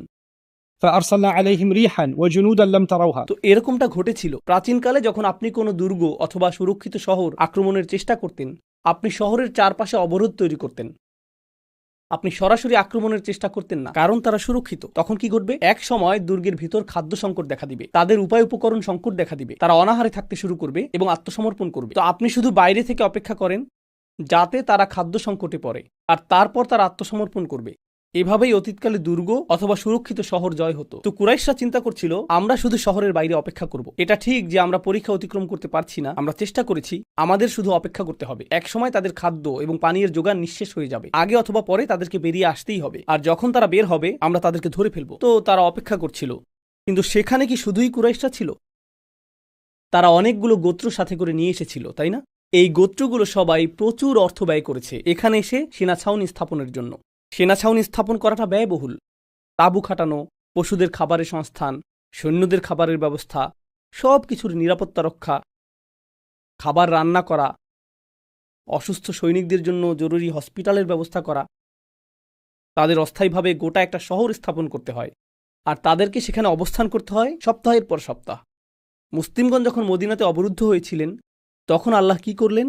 আল্লাহ কোরআনে বলেছেন, فأرسلنا عليهم ريحا আমরা তাদের বিরুদ্ধে একটি বাতাস প্রেরণ করলাম। তো মরুভূমিতে যখন বালি ঝড় আসে, তখন মানুষের চোখে বালি প্রবেশ করে, মানুষের মুখে বালি প্রবেশ করে, এটা পশুদের চোখে প্রবেশ করে। এই বাতাস সেই চুলাগুলোকে উল্টে দেয় যেখানে খাবার রান্না হচ্ছিল। এরপর তাঁবুতে আগুন ধরে যায়, ঘোড়াগুলো দৌড়ে চলে যায়, আর উটগুলো ছুটাছুটি করতে থাকে। তারা এটা নিয়ন্ত্রণ করতে পারে না, এটা নিয়ন্ত্রণের বাইরে চলে যায়। অবস্থা এমন হয় যে কোনো কোনো গোত্র হাল ছেড়ে দিতে থাকে। আমরা ভেবেছিলাম এটা অর্থসংস্থানের সহজ উপায়, কিন্তু এখন আমাদের মনে হচ্ছে ফিরে যাওয়াটাই উত্তম। তাদের কেউ কেউ চলে যেতে শুরু করলো, আর এক পর্যায়ে কুরাইশরা দেখলো এভাবে এটা আর চলবে না। তো তারাও মক্কায় ফিরে গেল। যুদ্ধ আসলে সংঘটিত হয়নি, তাদের সমগ্র প্রচারণাটি ব্যর্থ হয়ে গেল। প্রচারণাটির উদ্দেশ্য ছিল গণহত্যা, কারণ তারা শহরের ভিতরে প্রবেশ করবে এবং সেনা অভিযান পরিচালনা করবে। কিন্তু সেই প্রচারণাটি ব্যর্থ হলো এবং তারা ফিরে গেল। এখন ফলশ্রুতিতে যা ঘটল, কুরাইশদের ভাবমূর্তি চরমভাবে ক্ষুণ্ণ হলো। কারণ এখন তারা শুধুমাত্র মুসলিমদের কাছে 3 বার পরাজিতই হয়নি, বরং তারা অন্য গোত্রগুলোরও প্রচুর অর্থ বিনষ্ট করেছে। তোমাদের কথা সেখানে যেতে সম্মত হয়েছিলাম, কারণ এটা হবে অর্থ উপার্জনের সহজ পন্থা। সহজ পন্থা। আমরা মরুভূমিতে গিয়ে অবস্থান করলাম, কয়েক সপ্তাহ ধরে নিজেদেরকে কাবাবে পরিণত করলাম, আর এরপর ফিরে আসলাম। তোমরা আমাদের এতগুলো অর্থ নষ্ট করেছ। তোমাদের যদি আবারও কোনো অনুরোধ থাকে, তখন অন্য কারোর সাথে কথা বলবে, আমরা আর কথা বলতে চাই না। এখন তারা বিশ্বাসযোগ্যতা হারালো, তারা আস্থা হারালো এমন মানুষদের কাছে যারা তাদেরকে ক্ষমতাধর এবং সম্মানিত কুরাইশ হিসেবে বিবেচনা করত। তো এটা ছিল সেই অঞ্চলে কুরাইশদের রাজনৈতিক কেন্দ্রবিন্দুতেই তাদের চরম অধঃপতন। রাজনৈতিক কেন্দ্রবিন্দুতেই তাদের চরম অধঃপতন। এখন এই সব কিছু বলার পরে আমাদেরকে পরবর্তী ধাপে যেতে হবে, আর মূলত এটাই আপনাদের সাথে আমি আলোচনা করতে চেয়েছি। এতক্ষণ আমি যা বললাম তা ছিল ইতিহাসের গুরুত্বপূর্ণ এই ঘটনাগুলো উল্লেখের মাধ্যমে প্রেক্ষাপট তৈরি করা, যেটা সূরা ফাথ অধ্যয়নের জন্য পথ উন্মোচিত করবে ইনশাআল্লাহ। সূরা ফাথের কিছু অংশ আমরা পরবর্তী পর্বে আলোচনা করব ইনশাআল্লাহ। খন্দকের যুদ্ধের 1 বছর এবং কয়েক মাস পরে রাসূল সাল্লাল্লাহু আলাইহি সাল্লাম একটি স্বপ্ন দেখলেন, আর তিনি স্বপ্নে দেখলেন যে তিনি উমরা করছেন এবং এই উদ্দেশ্যে তিনি মাথা মুন্ডন করছেন। তো তিনি এই স্বপ্নের কথা সাহাবীদেরকে বললেন। এটা বললেন যে আমি এই স্বপ্নটা দেখেছি, আমরা উমরা করতে যাব, আর সমস্যা হলো আপনাকে উমরা করতে মক্কায় যেতে হবে। আর মক্কার অধিবাসীরা 1 বছরের কিছু বেশি সময় আগে, প্রায় 14-15 মাস আগে, তারা আপনার দোরগোড়ায় এসেছিল আপনার শহরের প্রত্যেক নারী, পুরুষ এবং শিশুর রক্ত ঝরানোর প্রতিজ্ঞা নিয়ে। তারা গণহত্যার জন্য উন্মাদ হয়ে গিয়েছিল। আর এখন আপনি একটি স্বপ্ন দেখলেন যে আপনি সেখানে যাবেন এবং উমরা সম্পন্ন করবেন। আরবদের জন্য কোমরে তরবারি রাখা ছিল পোশাক পরিধানের মতো। তরবারি ছাড়া তারা নিজেদেরকে উলঙ্গ মনে করত। তারা এটাকে অস্ত্র হিসেবেই বিবেচনা করতো না। এটা অনেকটা এরকম, আপনি যখন আমেরিকার ড্যালাস শহর থেকে বের হয়ে কিছুটা প্রত্যন্ত এলাকায় যাবেন, সেখানে আপনার এই ধারণা করা উচিত না যে কাউকে অস্ত্রহীন অবস্থায় দেখবেন। Right. আমি কয়েকবার এরকম এলাকায় গাড়ি চালিয়ে গিয়েছি, আর সেখানকার পেট্রোল পাম্পগুলোতে বেশ মজা পেয়েছিলাম সাইনবোর্ডগুলো দেখে। সেখানে লেখা ছিল, আমরা পুলিশে খবর দিই না, আর পাশেই একটা পিস্তলের ছবি। সেই সময়ে আরবরা এরকম ছিল, তারা সব সময় তরবারি সাথে রাখত। কিন্তু যখন আপনি যুদ্ধ করতে যান, আপনি বর্ম, তরবারি, তীর, ধনুক, বর্ষা নিয়ে যান, আপনি সামর্থ্য অনুযায়ী সব কিছু নিয়ে যান। কিন্তু আপনি যখন হজ করতে যান, তখন শুধু আত্মরক্ষার জন্য হালকা অস্ত্র বহন করেন, এর বেশি কিছু না। মিকাত অতিক্রম করার পর আপনি ইহরাম পরিধান করেন, তো আপনি মূলত অরক্ষিত। আর আপনি সাথে করে শত শত কুরবানির পশু নিয়ে যান, শত শত কুরবানির পশু নিয়ে যান। প্রকৃতপক্ষে গ্রন্থগুলোতে উল্লেখ রয়েছে 1400 মুসলিম এই সফরে রাসূল সাল্লাল্লাহু আলাইহি সাল্লামের সঙ্গ দিতে সম্মত হয়েছিলেন।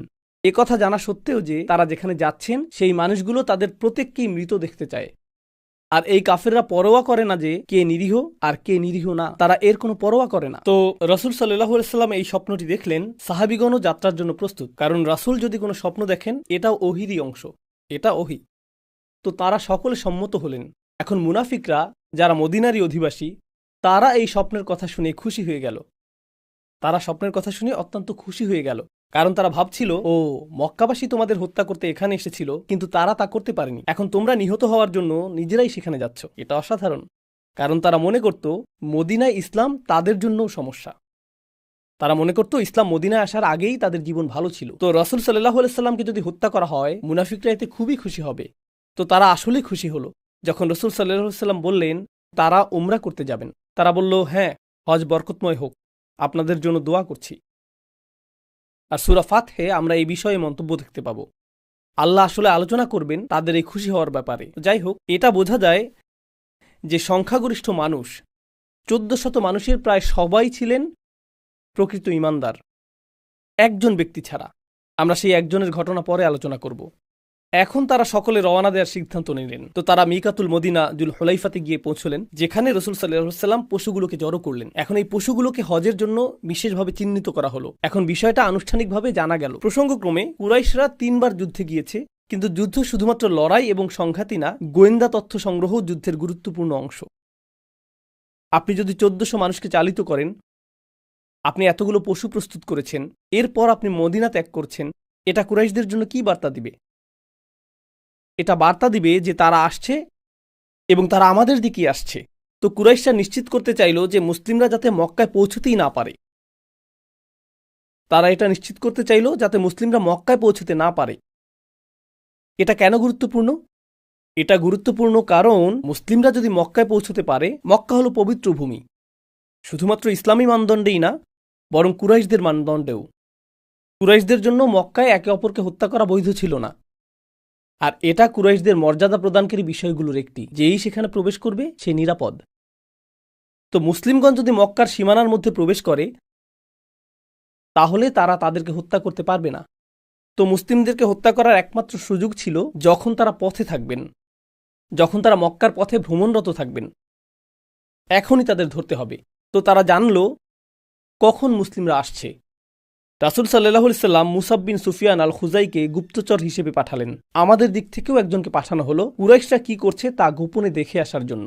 আর তিনি ফিরে আসলেন এবং বললেন যে তারা আসলে যুদ্ধের প্রস্তুতি নিচ্ছে। তো তারপরেও রাসূল সাল্লাল্লাহু আলাইহি সাল্লাম সরাসরি মক্কার পথেই রওনা দিলেন। তিনি উসফান নামক স্থানে পৌঁছলেন, যেটা ছিল যাত্রা বিরতির স্থান। তিনি সেখানে পৌঁছলেন, আর মুসলিম গুপ্তচর যিনি গোয়েন্দা তথ্য সংগ্রহ করছিলেন তিনি তড়িঘড়ি ফিরে আসলেন। তিনি বললেন, إن قريشا جمعوا لك جموعا কুরাইশরা সম্ভাব্য সকলকেই জড়ো করেছে, তারা প্রস্তুত। وقد جمعوا لك الأحابيش অর্থাৎ তারা আশেপাশের এলাকা থেকে এমন কিছু গোত্র জড়ো করেছে যারা গুপ্ত হত্যার জন্য বিখ্যাত। বেশ কিছু সহিংস গোত্র তারা জোগাড় করেছে। সম্ভাব্য সকল দুর্বৃত্তদের জড়ো করার সর্বোচ্চ চেষ্টা তারা করেছে। وهم مقاتلوك وصادوك عن البيت ومانعوك তারা আপনার সাথে যুদ্ধ করবে, তারা আপনাকে কাবা ঘরে প্রবেশ করতে বাধা দিবে, তারা সকল উপায়ে আপনাকে প্রতিহত করবে, তারা দৃঢ় প্রতিজ্ঞ। ঠিক আছে, এই পরিস্থিতিতে রাসূল সাল্লাল্লাহু আলাইহি সাল্লাম বললেন, يا ويح قريش لقد أكلتهم الحرب তো রাসূল সাল্লাল্লাহু আলাইহি সাল্লাম সেই 1400 মুসলিমকে জড়ো করলেন। এখন তারা তো যুদ্ধের জন্য আসেননি, তারা নিজ গৃহ ত্যাগ করেছিলেন, কারণ রাসূল সাল্লাল্লাহু আলাইহি সাল্লাম একটি স্বপ্ন দেখেছিলেন যে তারা উমরা করবেন।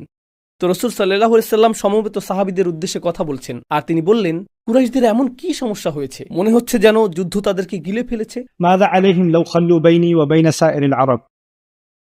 কেন তারা আমাকে বাকি আরবদের মাঝে ছেড়ে দিচ্ছে না? আমি তো এখন আর তাদের চেহারার সামনেও নেই, আমি তো এখন আর তাদেরকে বিরক্তও করছি না। কেন তারা আমার সাথে বিরোধ করতে চাইছে? فإنهم أصابوني كان الذي أرادوه، وإن أظهرني الله عليهم دخلوا في الإسلام وافرين، وإن لم يفعلوا قاتلوا وبهم قوة. তিনি বলছেন, যদি বাকি আরবরা আমাকে পরাজিত করে তাহলে তো তাদের আকাঙ্ক্ষাই পূরণ হবে, আর যদি আল্লাহ অন্যদের বিপরীতে আমাকে বিজয়ী করেন তখন তো কুরাইশরা যুদ্ধ ছাড়াই সহজে ইসলামে প্রবেশ করতে পারবে। কেন তারা যুদ্ধের প্রতি এত আগ্রহী? فما تظن قريش؟ فوالله لا أزال أجاهد على الذي بعثني الله به حتى يظهره الله أو تنفرد هذه السالفة. তিনি বলেছেন, আমি আল্লাহর শপথ করে বলছি, আল্লাহ আমাকে যে মিশন দিয়ে প্রেরণ করেছেন এর জন্য আমি সংগ্রাম করে যেতে থাকব, যতক্ষণ পর্যন্ত না আল্লাহ হয় আমাকে বিজয় দান করবেন, না হয় এটা বিচ্ছিন্ন হয়ে যাবে। تنفرد هذه السالفة. এটাই রাসূল সাল্লাল্লাহু আলাইহি সাল্লাম বলেছিলেন। তিনি মূলত তার সাহাবীদের উদ্দেশ্যে এই ঘোষণা প্রদান করছেন যে, যদিও আমি বলেছিলাম যে তোমরা উমরা পালন করতেই যাচ্ছ, কিন্তু তোমাদের নেতা হিসাবে আমি এখন জীবন দিতে প্রস্তুত।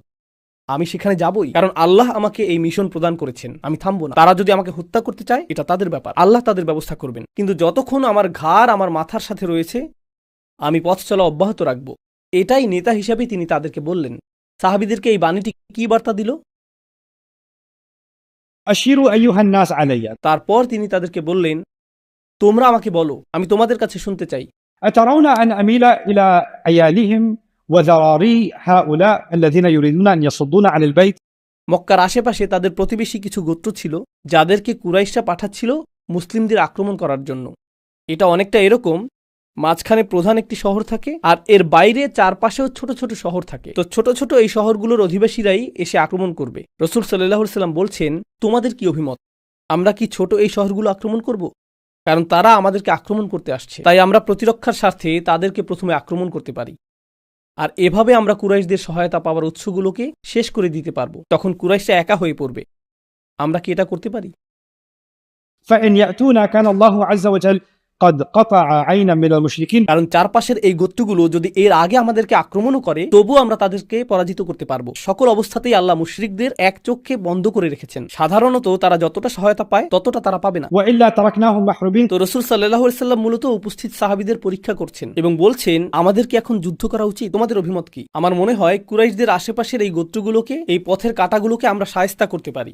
তো আমরা এই কাঁটাগুলো সরিয়ে ফেলবো, এরপর পথ আমাদের জন্য পরিষ্কার। তোমাদের অভিমত কি? আবু বকর সিদ্দিক কথা বললেন।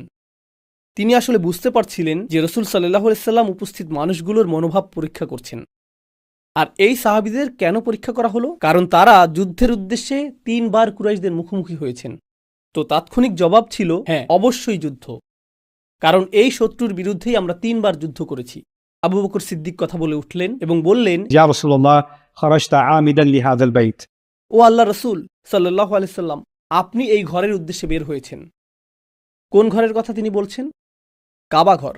لا تريد قتل أحد আপনি কাউকে হত্যা করতে চান না ولا حرب أحد. এবং আপনি কারোর সাথে যুদ্ধ করতে চান। তিনি বলছেন না যে আপনি এই কাজ করবেন না, বরং তিনি বলছেন, আমি জানি আপনি এরকম করতে চান না। আপনি শুধু একথা বলছেন এটা দেখার জন্য যে মানুষ কি চায়, কিন্তু আপনি তো এটা চান না। فتوجه له. তাহলে আপনার মনোযোগ শুধুমাত্র কাবার প্রতি নিবদ্ধ করুন।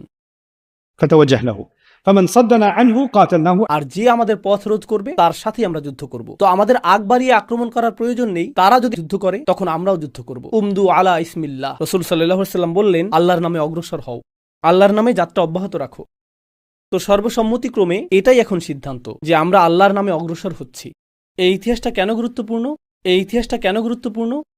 কারণ রাসূল সাল্লাল্লাহু আলাইহি সাল্লামের পাওয়া ওহী অনুযায়ী প্রথমবার আমরা যখন আল্লাহর ঘরে যাওয়ার সিদ্ধান্ত নিয়েছিলাম, এই ঘরটি তাওয়াফ করা, সাই করা, মাথা মুন্ডন করা, পশু কুরবানি করা, এই সবগুলো আনুষ্ঠানিকতা যেগুলোকে আমরা এখন হজ বলে গণ্য করি, প্রথমবার এটা যখন পালিত হওয়ার উপক্রম হয়েছিল সেটা ছিল জীবনপণ ঝুঁকি সর্বস্ব একটা প্রচেষ্টা। তাদের সকলেই জীবনের ঝুঁকিতে ছিলেন শুধুমাত্র এই নিয়ত করার জন্য। আর মুনাফিকরা এই সিদ্ধান্তে অত্যন্ত আনন্দিত হয়েছিল। কুরাইশরাও এই সিদ্ধান্তের পর তাদের তরবারিতে ধার দিচ্ছিল। وسلك رسول الله صلى الله عليه وسلم طريقا وعرة عبر ثنية المرار وهي مهبط الحديبية. আর তিনি বললেন, আমাদেরকে বিকল্প একটি পথ গ্রহণ করতে হবে। আর তিনি বললেন, আমাদেরকে বিকল্প একটি পথ গ্রহণ করতে হবে, কারণ তারা আমাদেরকে বাধাগ্রস্ত করবে, তখন যুদ্ধ অপরিহার্য হয়ে পড়বে। প্রসঙ্গক্রমে শত্রু সেনাবাহিনীর নেতৃত্বে কে ছিলেন? মুসলিমদের গুপ্তচর সংবাদ দিয়েছিল যে তিনি ছিলেন খালিদ ইবনে ওয়ালিদ, যিনি আমাদেরকে ব্যাপক ক্ষতিগ্রস্ত করেছেন। কখন? ওহুদের যুদ্ধে। একমাত্র কে খন্দক পাড়ি দিতে সক্ষম হয়েছিলেন? আপনারা জানেন সেই পরীক্ষা কুরাইশরা পাড়ি দিতে পারেনি। একমাত্র যার নেতৃত্বে কিছু সংখ্যক লোক পরীক্ষাটি পাড়ি দিয়ে মুসলিমদেরকে আক্রমণ করেছিল তিনি ছিলেন খালিদ বিন ওয়ালিদ। তো তিনি তাদের সবচেয়ে সফল সেনাপতি। হয়তো তিনি অথবা তার এক গুপ্তচর মুসলিমদেরকে আসফানে দেখেছিলেন, আর তারা দেখেছিলেন যে মুসলিমগণ তাদের সাথে হালকা অস্ত্র তাদের তরবারিগুলো পাশে রেখে জোহরের নামাজ আদায় করছেন। চমৎকার একটা বুদ্ধি পাওয়া গেল। যখন তারা নামাজ পড়ে সেটাই তাদের সকলকে হত্যা করার একটা উত্তম সময়। কতবার তারা নামাজ পড়ে? মনে হয় তাদের পরবর্তী নামাজ হলো আসর। আসর নামক তাদের আরেকটা নামাজ রয়েছে। এটা ছিল জোহরের সময়। আমি জোহরের সুযোগটা হাতছাড়া করেছি, কিন্তু আসরের সময় তাদের সকলকে হত্যা করব। তো তিনি প্রস্তুত হচ্ছেন, আর আল্লাহ রসুল সাল্লাল্লাহু আলাইহি সাল্লামের কাছে সলাতুল খৌফ নামক নামাজের একটি পদ্ধতি নাজিল করলেন, যার অর্থ ভীতিকর সময়ের নামাজ। জোহর এবং আসরের মাঝের সময়ে সালাতুল খৌফের ওহী নাজিল হলো। এই নামাজের নিয়মটা কি? তাদের মধ্যে কিছু সৈন্য রসুল সাল্লাল্লাহু আলাইহি সাল্লামের পেছনে নামাজ পড়বেন, যখন অন্যরা পাহারা দিবেন। অর্ধেক নামাজে তারা নামাজ শেষ করবেন, আর বাকিরা এসে বাকি অর্ধেক নামাজ শেষ করবেন। এটা এই সময়ে নাজিল হলো। তিনি আসরের সময় এসে বললেন, এটা তো দেখতে আগের নামাজটার মতো না, কি ঘটনা? তারা এখন প্রস্তুত। তিনি ভাবলেন, আমার কৌশল পরিবর্তন করতে হবে, আমাদেরকে নিজেদের কৌশল নিয়ে পুনরায় চিন্তা করতে হবে। তো তিনি নতুন কৌশল প্রণয়ন করতে মক্কায় ফিরে গেলেন। তিনি সেখানে ফিরে আসার আগেই নবীজি সে স্থান ত্যাগ করেছিলেন। তিনি হুদাইবিয়া নামক স্থানের অভিমুখে যাত্রা করলেন। কিন্তু হুদাইবিয়াতে পৌঁছার জন্য আপনাকে তীক্ষ্ণ প্রস্তরময় পথ অতিক্রম করতে হবে। আপনারা হয়তো মরুভূমিতে এরকম তীক্ষ্ণ প্রস্তরময় অঞ্চলে গিয়ে থাকবেন। আপনি যদি ওমরা করতে মক্কা গিয়ে থাকেন, অথবা মক্কা ও মদিনার মাঝখানে গাড়িতে ভ্রমণ করেন, আপনি কিছুটা দূরে পাথর দেখতে পাবেন, আর সেগুলোর বেশিরভাগই সমতল এবং মসৃণ পাথর। কিন্তু এমন কিছু স্থান রয়েছে, যেমন নিউ মেক্সিকোতে আমি কিছু স্থান দেখেছি, ক্যালিফোর্নিয়াতেও কিছু স্থান রয়েছে, যেখানে এমন পাথর রয়েছে যা খুবই ধারালো। এর উপরে আপনি পা রাখতে পারবেন না, আপনার পা কেটে যাবে। Right? সেখানে উভয় পাশে এই ধরনের বড় পাথর ছিল। 1400 মানুষ তাদের বহনকারী পশুগুলোকে সাথে নিয়ে এই পথে যেতে পারবেন না। কিন্তু তারা জানতেন যে এটাই একমাত্র পথ যার মাধ্যমে তারা কমপক্ষে হুদাইবিয়াতে পৌঁছতে পারবেন। হুদাইবিয়া হলো নিরাপদ এলাকার ঠিক সীমান্তে অবস্থিত। নিরাপদ এলাকার অর্থ আপনি হারাম এলাকার ভিতরে প্রবেশ করবেন, তখন কেউ আপনাকে আক্রমণ করবে না। তো তারা হুদাইবিয়াতে পৌঁছলেন, যেখানে সাধারণত তাদের যাওয়ার কথা না। কিন্তু মক্কাগামী প্রধান সড়কটি এড়িয়ে যাওয়ার জন্য তারা এই পথটি গ্রহণ করলেন। এই পথে তারা রক্তাক্ত হয়েছেন। আর এই পথ সম্পর্কে রাসূল সাল্লাল্লাহু আলাইহি সাল্লাম বলেছিলেন, من يصعد ثنية المرار فإنه يحط ما حط عن بني إسرائيل. অর্থাৎ যে উপত্যকায় উঠবে এবং মিরার পাহাড়ের এই সরু পথ অতিক্রম করবে, এই 1400 মানুষ এবং তাদের পশুগুলোর মধ্যে যারাই এই পথ অতিক্রম করবে, তারা সেই অবস্থার মধ্য দিয়ে যাবে যেমনটা বনী ইসরাইল গিয়েছিল, যখন আল্লাহ তাদেরকে বলেছিলেন, ادخلوا الباب سجدا. শহরের দরজা দিয়ে প্রবেশ করো, এটা তোমাদের জন্য পরীক্ষা। ঠিক যেমন বনী ইসরাইলকে পরীক্ষা করা হয়েছিল একটি শহরে প্রবেশ করার সময়। আর এই অভিযানে অংশ নেওয়া প্রত্যেকের জন্য তিনি জান্নাতের প্রতিশ্রুতিও দিয়েছিলেন, একজন ব্যক্তি ছাড়া। তারা বললেন, কোন একজন ব্যক্তি? তিনি বললেন, লাল উটের অধিকারী একজন ব্যক্তি। তারা বললেন, লাল উটের অধিকারী কে এই ব্যক্তি? তখন দেখা গেল যে কাফেলার একেবারে শেষ প্রান্তে এক ব্যক্তি বলছে, তোমরা কি আমার লাল উটটি দেখেছ? তো অপরজন বললেন, সম্ভবত আমি তোমার ব্যাপারে শুনেছি। আমি নিশ্চিত যে রাসূল সাল্লাল্লাহু আলাইহি সাল্লামের কাছে গিয়ে তোমার উচিত তোমার জন্য দোয়া করতে বলা। আর সে বলল, তোমার সঙ্গীর দোয়াতে আমার কোনো আগ্রহ নেই, আমি শুধুই আমার উট নিয়ে চিন্তিত। আর এটাই প্রদর্শন করছে যে সে আন্তরিকতা সহকারে সেখানে যায়নি। সেই ছিল সেখানকার একমাত্র মুনাফিক। আর রাসূল সাল্লাল্লাহু আলাইহি সাল্লামকে তার ব্যাপারে ওহী প্রদান করা হয়েছিল। এটা এই ইঙ্গিত প্রদান করে যে এই অভিযানের বাকি সকলেই ছিলেন প্রকৃত ঈমানদার, যেটা সূরা ফাতহেও নিশ্চিত করা হয়েছে। এই সূরাটি নাজিল হয়েছিল সম্পূর্ণ এই অভিযানটির শেষে। তো এখন তারা যাচ্ছেন, তারা ভ্রমণ করছেন। খালিদ ইবনে ওয়ালিদ আরও সৈন্যসহ আসফানে ফেরত আসলেন, কিন্তু সেখানে কেউ নেই। তারা প্রস্থান করেছেন। তারা অপরিচিত রাস্তা ধরে কোন দিকে গিয়েছেন? হুদাইবিয়া। তো এখন তিনি ছুটে যাবেন যাতে সেখানে পৌঁছার পূর্বেই তাদেরকে প্রতিহত করা যায়। কিন্তু তারা ইতিমধ্যেই হুদাইবিয়াতে পৌঁছে গিয়েছেন। হুদাইবিয়া ছিল একটি কূপ, পাশে ছিল উটের কুজের মতো পাহাড়, আর কূপটি ছিল শুষ্ক। তো যখন তারা সেখানে পৌঁছলেন, রাসূল সাল্লাল্লাহু আলাইহি সাল্লামের উটটি থেমে গেল। আমি আপনাদেরকে সেটা পড়ে শোনাচ্ছি। وسار النبي صلى الله عليه وسلم حتى إذا كان بالثنية التي يهبط بها عليهم منها بركت به راحلته. অর্থাৎ নবীজির উটটি অনড়ভাবে থেমে গেল হুদাইবিয়াতে এসে। তাদের পরিকল্পনা হুদাইবিয়া ছিল না, তাদের পরিকল্পনা ছিল মক্কা। পথটি হুদাইবিয়ার মধ্য দিয়ে অগ্রসর হবে, কিন্তু তার উটটি চলা বন্ধ করে দিল। فقال الناس حل حل فألحت. তো মানুষ উটটিকে বলতে থাকলো হাল হাল, কারণ আরবি ভাষায় আপনি পশুদের সাথে কথা বলেন। পশুদের সাথে কথা বলার জন্য আরবিতে শব্দ রয়েছে। কিছু মানুষ বিভিন্নভাবে পশুদের সাথে কথা বলে। আরবি ভাষায় আসলে এর জন্য নির্দিষ্ট শব্দ তালিকাও রয়েছে। عاقي عاقي. এই শব্দ দ্বারা আপনি কাকের সাথে কথা বলেন। আপনি যদি এটা সজোরে উচ্চারণ করেন তাহলে এর কারণ বুঝবেন। আকি আকি, তাই না? هيا حلا. বলা হয় উটকে ওঠানোর জন্য, حل حل. উঠো ওঠো। তাদের এ ধরনের বিভিন্ন শব্দ রয়েছে। কিভাবে পশুদের সাথে কথা বলতে হয়, আমি আসলে এই বিষয়টি কয়েকটি ভিডিও দেখেছি, কারণ কোরআন এমন শব্দের কথা উল্লেখ করেছে। ينعق بما لا يسمع إلا دعاء ونداء. তাই এই বিষয়ে কিছুটা জেনে নিলাম। ভিন্ন ভিন্ন পশু ভিন্ন ভিন্ন শব্দে সাড়া দেয়। একজন রাখাল অথবা এই জাতীয় কোনো শব্দ করতে পারে, আর তখন সবগুলো ভেড়া চলে আসে। কিন্তু অন্য কেউ চেষ্টা করলে তারা আর আসে না। Try again. তো তারা বলল হাল, কিন্তু উটটি সামনে যাচ্ছে না। অনুগত প্রাণী, গৃহপালিত পোষমানা প্রাণী যেমন ঘোড়া অথবা উট, যা সাধারণত প্রভুর আনুগত্য করে থাকে, কখনো কখনো এটা একরোখা হয়ে যায়। আর যখন এটা একরোখা হয়ে যায় তখন এটাকে গাড়ির ট্রান্সমিশন ফেইলিয়ারের মতো মনে হয়। এটা অস্বাভাবিক আচরণ শুরু করে, কথা শুনে না, আমার আদেশ অনুযায়ী এটা সাড়া দিচ্ছে না, আমি এক্সেলেটরে চাপ দিচ্ছি কিন্তু এটা সামনে গুচ্ছে না, কিছু একটা সমস্যা হয়েছে। এটাকে বারবিকিউ করার সময় এসে পড়েছে। So فقالوا خلأت القصوى. কসওয়া হলো রাসূল সাল্লাল্লাহু আলাইহি সাল্লামের উটের নাম। রাসূল সাল্লাল্লাহু আলাইহি সাল্লামের উটের নাম, আর তিনি আসলে এই উটটিকে খুবই পছন্দ করতেন। কসওয়ার সাথে খুবই বন্ধুত্বপূর্ণ সম্পর্ক তার। তো সাহাবীগণ বললেন কসওয়া একরোখা হয়ে গেছে, কসওয়া অস্বাভাবিক আচরণ করছে। خلأت القصوى خلأت القصوى. فقال النبي صلى الله عليه وسلم ما خلأت القصوى. রাসূল সাল্লাল্লাহু আলাইহি সাল্লাম বললেন না না না না না, কসওয়ার কোনো সমস্যা হয়নি, وما ذاك لها بخلق. আর সে এরকম আচরণও করে না, এটা তার চারিত্রিক বৈশিষ্ট্যও না। তো রাসূল সাল্লাল্লাহু আলাইহি সাল্লাম একটি পশুর চারিত্রিক বৈশিষ্ট্যও জানতেন। এরকম নিবিড়ভাবে তিনি পশুটিকে চিনতেন। ولكن حبسها حابس الفيل. বুখারী শরীফের এই হাদিসটি আসলেই চমৎকার। বরং যেই সত্তা হাতিগুলো থামিয়েছিলেন তিনিই তাকেও থামিয়েছেন। কোন হাতি এগুলো? কোন হাতি এগুলো? আব্রাহা বাহিনীর হাতি। আব্রাহা চেয়েছিল সেই হাতিগুলো যাতে এগিয়ে যায় এবং কাবাঘরকে পিষে ফেলে, কিন্তু হাতিগুলো সামনে চলা বন্ধ করে দেয়। আর নবীজি বলছেন যেই সত্তা সেই হাতিগুলোকে থামিয়েছিলেন তিনিই কসওয়াকেও থামিয়েছেন। এর দ্বারা রাসূল সাল্লাল্লাহু আলাইহি সাল্লাম কি আল্লাহ কি বুঝাচ্ছেন? আপনি যদি এখন মক্কায় যান তাহলে যুদ্ধ সংঘটিত হবে। তো ঠিক যেভাবে আল্লাহ হাতিগুলোকে থামিয়ে হারাম শরীফে ঘুরতে যাওয়া সহিংসতা রোধ করেছিলেন, এখনও তিনি কসওয়াকে থামিয়ে দিয়ে সহিংসতা রোধ করছেন। আমরা সামনে এগিয়ে যাব না, আমরা এখানেই তাঁবু খাটাবো। এটাই ছিল নির্দেশনা। বিষয়টা এতই অসাধারণ যে আল্লাহ কাবা ঘরের পবিত্রতা রক্ষা করলেন সেই হাতি দ্বারা, একই উপায়ে তিনি কাবা ঘরের পবিত্রতা রক্ষা করলেন কসওয়ার দ্বারা, সেই মুহূর্তে তাকে থামিয়ে দেওয়ার মাধ্যমে। ঠিক আছে, তো এখন كنا مع النبي صلى الله عليه وسلم 1400. আমরা রাসূল সাল্লাল্লাহু আলাইহি সাল্লামের সাথে ছিলাম 1400 মানুষ। আল হুদাইবিয়া বীরুন, আর হুদাইবিয়াতে একটি মাত্র কূপ ছিল। فنزحناها فلم نترك فيها قطرة. আমরা এটা থেকে কিছুটা পানি পান করি, ফলে শীঘ্রই এক ফোঁটা পানিও বাকি থাকলো না, এক ফোঁটা পানিও বাকি থাকলো না। فبلغ ذلك النبي صلى الله عليه وسلم. তো এই সংবাদ নবী সাল্লাল্লাহু আলাইহি সাল্লামের কাছে পৌঁছলো। فجلس على شفيره. তো রাসূল সাল্লাল্লাহু আলাইহি সাল্লাম কূপটির মুখে বসলেন। دعا بإناء من ماء فتوضأ. তিনি একটি ছোট পাত্রে পানি চাইলেন এবং সেই পানি দিয়ে তিনি ওযু করলেন। ثم مضمض ودعا ثم صبه فيها. তারপর রাসূল সাল্লাল্লাহু আলাইহি সাল্লাম কুলি করলেন এবং তা কূপে নিক্ষেপ করলেন। فتركناها غير بعيد. তো আমরা এটা থেকে সরে গেলাম এবং খুব একটা দেরি হয়নি। ثم إنها أصدرتنا ما شئنا نحن وركابنا. আর তারপর কূপটি পানিতে উচ্ছ্বসিত হওয়া শুরু করলো, আর আমরা সকলে পান করলাম এবং আমাদের সকলের পশুগুলোও পান করলো।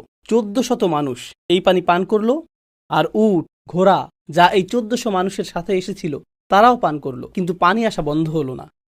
এটা ছিল রাসূল সাল্লাল্লাহু আলাইহি সাল্লামের একটি মুজিজা। আর এটা ছিল ইমানদারদের ইমানকে নবরূপে বলিয়ান করার একটা উপায়। যারা এই সময়ে এসেছেন, যাদের ব্যাপারে মুনাফিকরা ধারণা করেছিল যে তারা আত্মঘাতী অভিযানে যাচ্ছেন, কিন্তু তারা এখন এই অনুভব করছেন যে আল্লাহ তাদের পাশে রয়েছেন।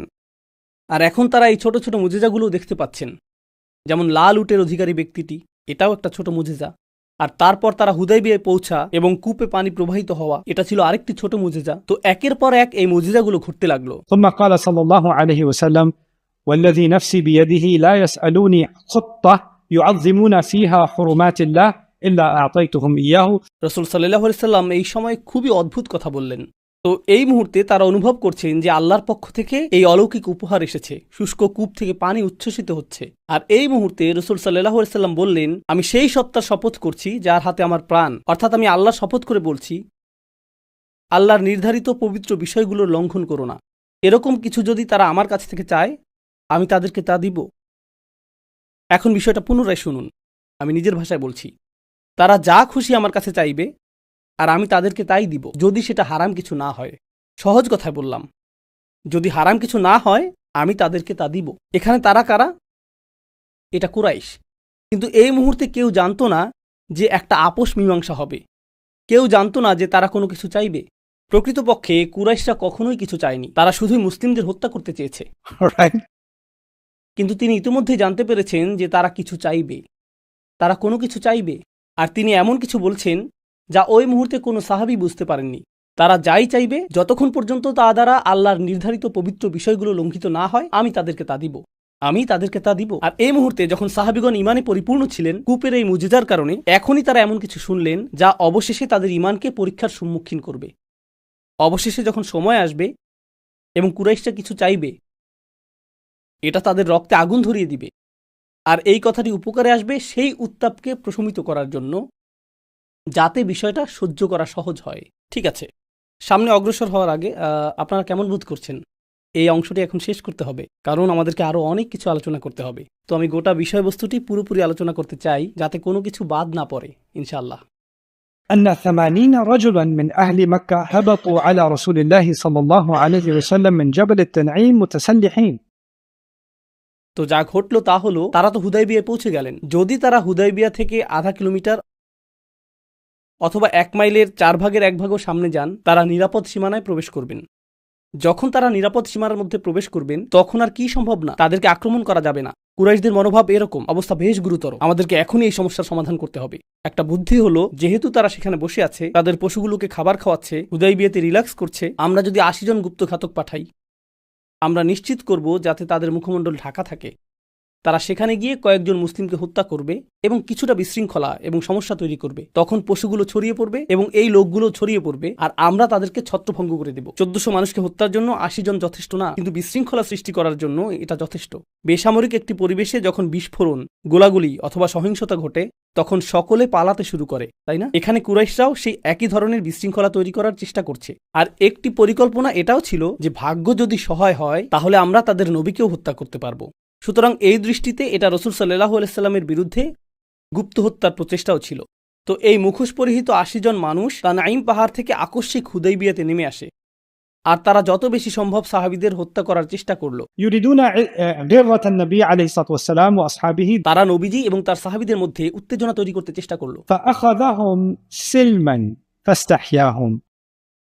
তো হাদিসটি বর্ণনা করছে যে রাসূল সাল্লাল্লাহু আলাইহি সাল্লাম তাদের সকলকে আটক করতে সক্ষম হলেন নিরাপদে, অর্থাৎ কেউ আহত হয়নি, না তারা না আমরা। আর তারপর তিনি তাদেরকে চলে যেতে দিলেন, তাদের মুখোশ খুলে নিলেন। কেন তারা মুখ ঢেকে এসেছিল? কারণ না হলে তো সবাই জেনে যাবে যে তারা কুরাইশ বংশের লোক, যেটি কুরাইশদের জন্য সুনামের হানিকর। মানুষ কুরবানির পশু নিয়ে উমরা করতে এসেছে, আর তোমরা তাদেরকে হত্যা করতে চাইছো। মুখোশ পরা অবস্থায় তাদেরকে সাধারণ দস্যুদের মতো দেখাবে, কারণ আরব অঞ্চল এবং দস্যুবৃত্তি ছিল সম্পর্কযুক্ত। সেক্ষেত্রে তারা অপরাধী সাব্যস্ত হতো না, তারা ক্যামেরায় ধরা পড়তো না। কিন্তু এখন তারা সকলেই ক্যামেরায় ধরা পড়লো এবং তাদের সকলকে বেঁধে ফেলা হলো। এরপর রাসূল সাল্লাল্লাহু আলাইহি সাল্লাম তাদের অস্ত্রগুলো রেখে দিলেন এবং তাদেরকে মক্কায় ফেরত পাঠালেন। কুরাইশদের সম্মান আগেই প্রশ্নবিদ্ধ হয়েছিল, কিন্তু এখন প্রকৃতপক্ষেই তাদের সুনামের হানি ঘটল। তাদের জন্য এটা খুবই খারাপ অবস্থা তৈরি করল। কুরআনে আল্লাহ এই ঘটনার প্রতি ইঙ্গিত দিয়েছেন, هو الذي كف أيديهم عنكم وأيديكم عنهم ببطن مكة. তিনি সেই সত্তা যিনি তাদের হাতকে তোমাদের কাছে এবং তোমাদের হাতকে তাদের কাছে পৌঁছতে দেননি, মক্কা নগরীর ঠিক মাঝখানে। Right? Okay. এখন মক্কা হলো মূল এলাকা এবং কুরাইশরাও মূল এলাকাতেই ছিল, কিন্তু অন্য আরও কিছু গোত্র ছিল যাদের অবস্থান ছিল মক্কার কাছাকাছি। ঠিক আছে, আমি একসময় নিউ ইয়র্কে বসবাস করতাম। নিউ ইয়র্কের পাশেই রয়েছে নিউ জার্সি, আর অন্য পাশে রয়েছে ক্যানেটিকেট, তাই না? নিউ ইয়র্কের সাথে সম্পর্কযুক্ত কিছু শহর রয়েছে। আমরা তাদেরকে মানব সভ্যতা হিসেবে বিবেচনা করি না। নিউ ইয়র্কের নিজের আভিজাত্যপূর্ণ, আত্মহংকারপূর্ণ, শ্রেষ্ঠত্বপূর্ণ একটি ভাবমূর্তি রয়েছে। সেখানে অন্য সকলে বহিরাগত। নিউ ইয়র্কে আপনি যখন বলেন আমি প্রত্যন্ত এলাকায় যাচ্ছি, এর অর্থ আপনি ক্যানেটিকেটে যাচ্ছেন। এর অর্থ আপনি ক্যানিটিকেট যাচ্ছেন। এখানে ধারণাটি হলো মক্কা হলো মূল শহর, কিন্তু বনু খুজা রয়েছে, অন্য আরো গোত্র রয়েছে, তারা আশেপাশের গোত্র। পাশেই রয়েছে তায়েফ, এটি দ্বিতীয় বৃহত্তম শহর। এটা ঠিক নিউ ইয়র্কের মতো না, বরং এটা নিউ জার্সির মতো। এটা এরকম। তো আশেপাশের সেই গোত্রগুলো বিচলিত হতে শুরু করলো। তাদের চিন্তা ছিল কুরাইশরা হয়তো নিজেদের ঠিকই রক্ষা করতে পারবে, কিন্তু আমরা তো এই মুসলিমদের হাত থেকে রেহাই পাবো না ভাই। আমাদের বরং নিজেদের অবস্থা নিজেরাই পর্যবেক্ষণ করা উচিত। আমাদের বরং এই লোকদের সাথে আপোষ মীমাংসা করার চেষ্টা করা উচিত। তারাও জানতে পেরেছিল যে মুসলিমরা হুদাইবিয়াতে পৌঁছেছে। তো বুদাইল ইবনে ওয়ারাক্কা সে ছিল বনু খুজার সদস্য, যেটি ছিল মক্কার কাছাকাছি একটি গোত্র। সে মক্কার অধিবাসী না, সে কুরাইশ বংশের না। সে এসে মুসলিমদের সাথে যুক্তিসঙ্গতভাবে কিছু কথা বলার চেষ্টা করল। তো সে রসুল সাল্লাল্লাহু আলাইহি সাল্লামের সাথে সাক্ষাতের অনুমতি চাইল, আর সে একটি বক্তব্য দিল। এই হলো তার বক্তব্য। إني تركت كعب بن لؤي وعامر بن لؤي অর্থাৎ আমি কাব এবং আমেরকে পেছনে ফেলে এসেছি, যারা হলো লুয়াইয়ের সন্তান। এর অর্থ কি? লুয়াইয়ের পুত্র কাব এবং আমের ছিল তাদের কিংবদন্তি যোদ্ধা। তারা ছিল তাদের কাছে হারকিউলিস অথবা এই জাতীয় কিছু। এরা তাদের মহান কিংবদন্তি যোদ্ধা। আর যখন তারা এটা বুঝত যে কেউ আক্রমণের প্রস্তুতি নিচ্ছে এবং হত্যা করার জন্য প্রস্তুতি নিচ্ছে, তখন এরকম বলতো, আমি কাব ইবনে লুয়াই এবং আমের ইবনে লুয়াইকে রেখে এসেছি। তো তার এই কথার অর্থ হলো, তোমরা বুঝতে পারছো না, মক্কার এই লোকগুলোকে আমি যেটুকু দেখেছি তাতে মনে হয়েছে তারা তোমাদের সকলকে হত্যা করতে প্রস্তুত। আর তারপর সে বলল, ونزلوا أعداد مياه الحديبية তারা হুদাইবিয়ার কাছাকাছি চলে এসেছে।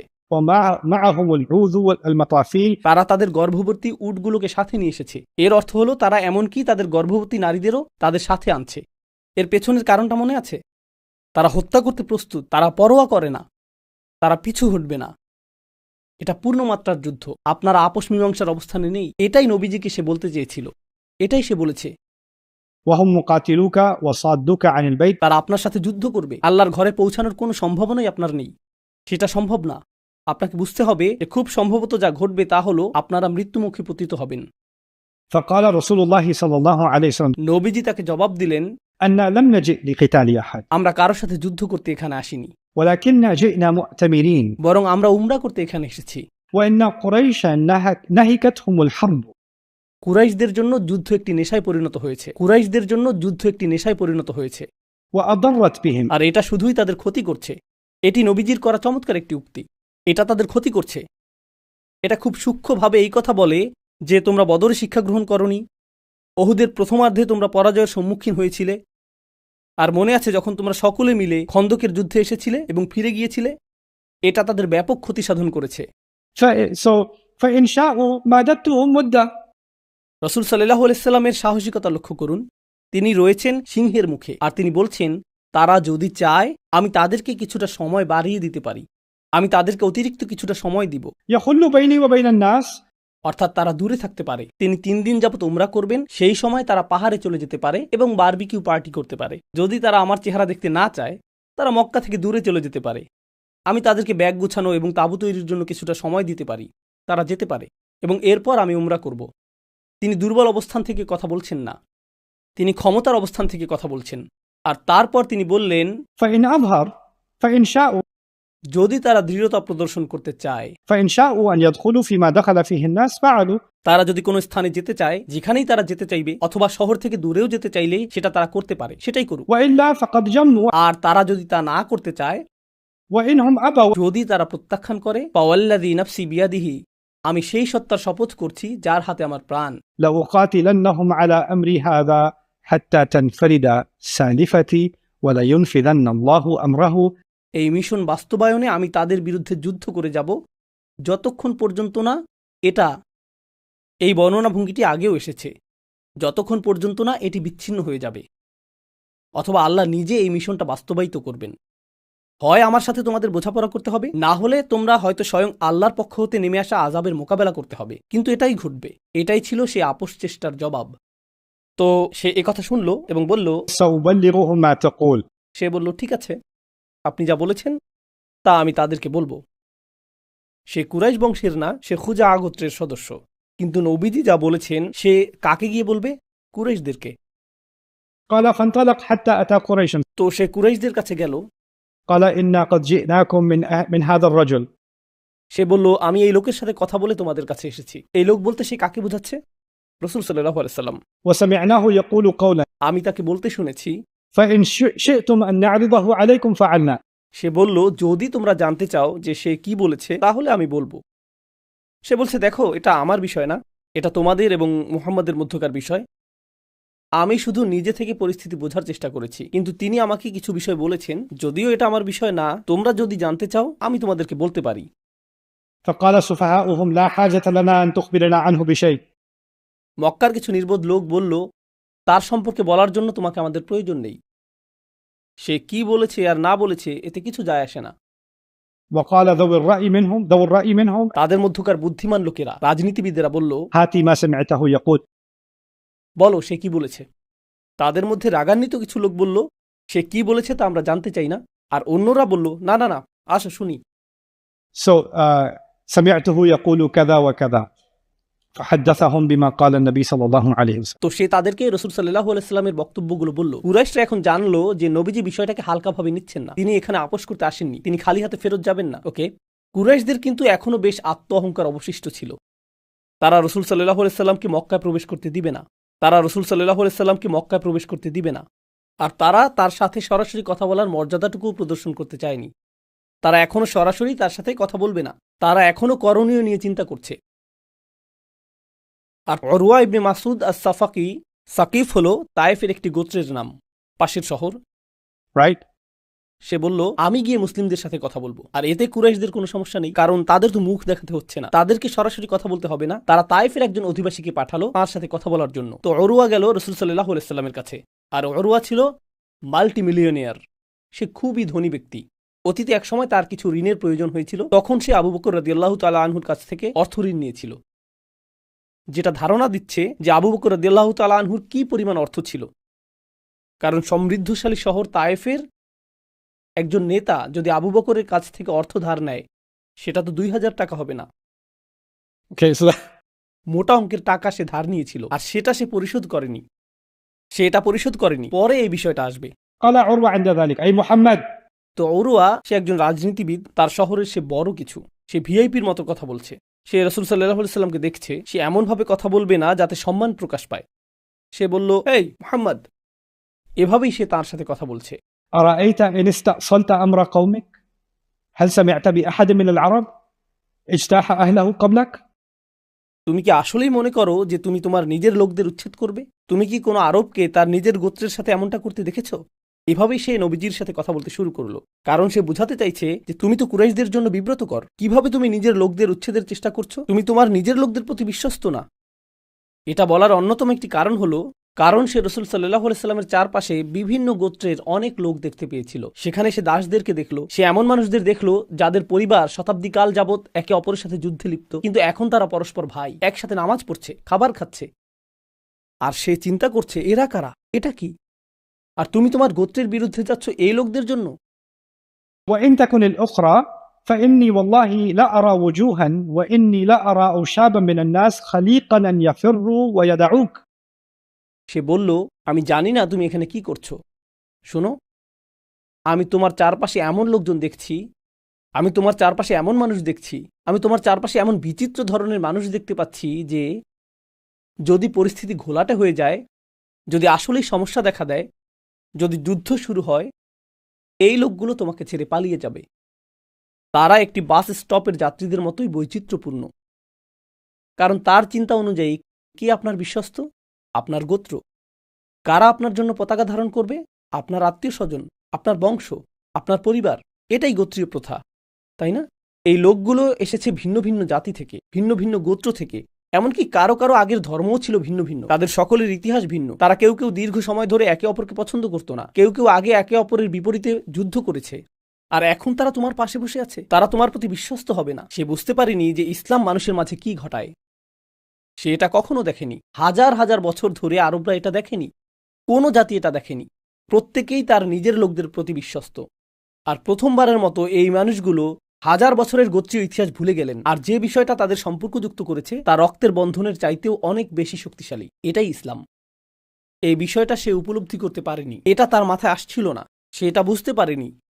তো যখন সে এটা বলল, قال له أبو بكر الصديق আবু বকর আর সিদ্দিক কথা বললেন। তার বক্তব্যটা আমি এখানে উল্লেখ করব না, কিন্তু তিনি আসলেই অপমানজনক কথা বললেন। তিনি তার স্বভাবের বাইরে গিয়ে একটা কথা বললেন। Okay.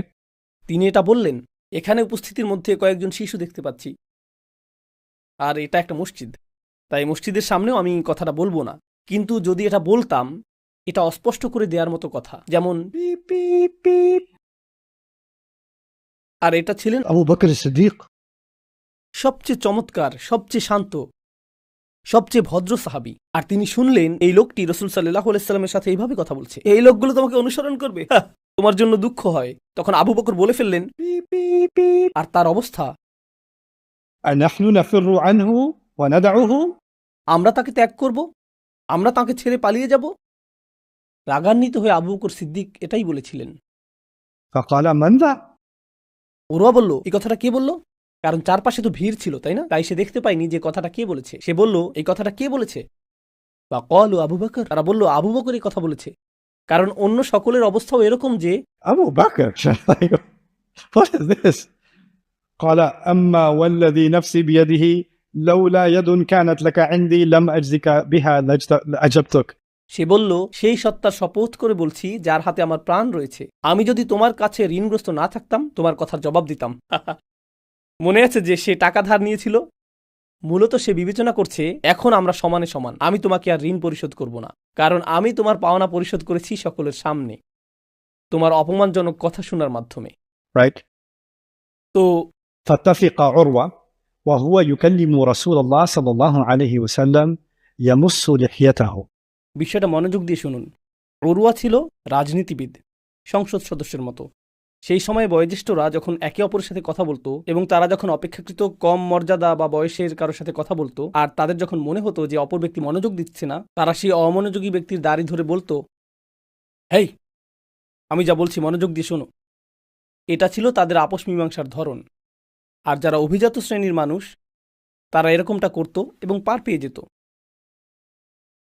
তো সে রাসূল সাল্লাল্লাহু আলাইহি সাল্লামের সাথে কথা বলছে, আর সে কি করার চেষ্টা করলো? নবীজির দাড়ি ধরার চেষ্টা করলো। এখন মুগীরা রাদিয়াল্লাহু তাআলা আনহু, তিনি মাথায় শিরস্ত্রাণ পরিহিত ছিলেন। আমি ঘটনাটি পড়ছি। قائم على رأس رسول الله صلى الله عليه وسلم بالسيف. মুগীরা রাসূল সাল্লাল্লাহু আলাইহি সাল্লামের ঠিক মাথার কাছে দাঁড়িয়েছিলেন, আর তার মাথা আবৃত, وعلى وجهه المغفر. আর তার মাথায় একটি শিরোনাস্ত্র ছিল। তো তার চেহারা দেখা যাচ্ছিল না। তিনি যোদ্ধাবেশে একজন প্রহরী, তার নাম মুগীরা, আর তিনি রাসূল সাল্লাল্লাহু আলাইহি সাল্লামের পাশে দাঁড়িয়েছিলেন। فاتفق المغيرة كلما مس لحية رسول الله صلى الله عليه وسلم قرع يده ويقول اكفف يدك عن مس لحية رسول الله. প্রতিবারই সে যখন নবীজির দাড়ি ধরার চেষ্টা করত, মুগীরা তরবারির হাতল দিয়ে তার হাতে সজোরে আঘাত করতেন। আর তার অবস্থা, আর আলোচনার এক পর্যায়ে আবারও সে হাত বাড়ালো, আর তার হাতে আবারও আঘাত এসে পড়ল 2-3 বার। তৃতীয়বার তিনি বললেন, রাসূল সাল্লাল্লাহু আলাইহি সাল্লামের দাড়ি থেকে তোমার হাত দূরে রাখো, قبل أن لا تصل إليك. না হলে এটা আর তোমার নিজের কাছেই ফিরবে না। হাত নিজের কাছে রাখো, না হলে তোমাকে হাতটি হারাতে হবে। কেউ উরুয়ার সাথে কখনো এইভাবে কথা বলেনি। তাদের সাথে কেউ এভাবে কথা বলে না, তারা তো অভিজাত শ্রেণী। সে বলল, فلما أكثر عليه غضب عروة فقال ليت شعري. উরুয়া অপমানিত এবং রাগান্বিত হয়ে উঠল। সে বলল, Are you serious? সত্যিই কি এটা ঘটেছে? من أنت يا محمد? তুমি কে মুহাম্মদ? মূলত সে বলছে, তুমি নিজেকে কি মনে করছো? আর তারপর সে বলছে, ومن هذا الذي أرى من بين أصحابك؟ আর এটা কে যে আমার সাথে এরকম করার দুঃসাহস দেখিয়েছে? তোমার পেছনে এটা কে যে আমাকে আঘাত করলো? فقال رسول الله صلى الله عليه وسلم রাসূল সাল্লাল্লাহু আলাইহি সাল্লাম বললেন, هذا ابن أخيك المغيرة ابن شعبة. এটা তোমার ভাতিজা মুগীরা ইবনে শুবা, কারণ তার মাথায় শিরোনাস্ত্র পরিহিত ছিল। Hey uncle. So فقال رسول الله صلى الله عليه وسلم هذا ابن أخيك المغيرة ابن شعبة. فقال وأنت بذلك يا غدر والله ما غسلت عنك عذرك إلا بعلابة أمس لقد أورثت. সে বলল, তুমি আমার সাথে যে বিশ্বাসঘাতকতা করেছো তা আমি কখনোই ভুলব না। তো সে আসলেই বেশ চিন্তিত। সে বুঝতে পারল এই আপোষ চেষ্টা কার্যকর হবে না। প্রথমত আবু বকর সিদ্দিকের কাছ থেকে সে গালমন্দ শুনল, এরপর তার আপন ভাতিজা তার হাতে আঘাত করল। সে ভাবল, এই লোকগুলোর উপর আমার কোনো প্রভাব নেই, এদের সাথে আমি আলোচনা চালাতে পারবো না। তো সে ফিরে আসলো কুরাইশদের কাছে। فقال يا أي قوم কথাগুলো লক্ষ্য করুন। সে বলল, হে লোক সকল, والله لقد وفدت على الملوك সে বলল, আমি এর আগে রাজা মহারাজাদের কাছে দূত হয়ে গিয়েছি, আমি পৃথিবী ভ্রমণ করেছি এবং দূত হয়ে অনেক রাজদরবারে গিয়েছি, وفدت على قيصر وكسرى আর আমি রোম এবং পারস্যের মহারাজাদের দেখেছি, সেই সময়ের দুই পরাশক্তি, والنجاشي এবং আবিসিনিয়ার রাজা। والله إن رأيت ملكا قط আমার জীবনে এরকম কোনো রাজা দেখিনি يعظمه أصحابه ما يعظم أصحاب محمد صلى الله عليه وسلم محمدا আমি আমার জীবনে এমন কোনো রাজার সহচর দেখিনি যারা তাদের রাজাকে সম্মানিত করে, মহিমান্বিত করে, তাদের রাজার মহত্বকে উচ্চকিত করে, যেভাবে মুহাম্মাদের সহচররা তার মহত্বকে উচ্চকিত করে। আমি রাজ দরবারে কখনো এরকমটা দেখিনি। والله إن تنخم نخامة إلا وقعت في كف رجل منهم এখানে সে কাব্যিক ভাষায় কিছুটা অতিরঞ্জিত করে বলেছে।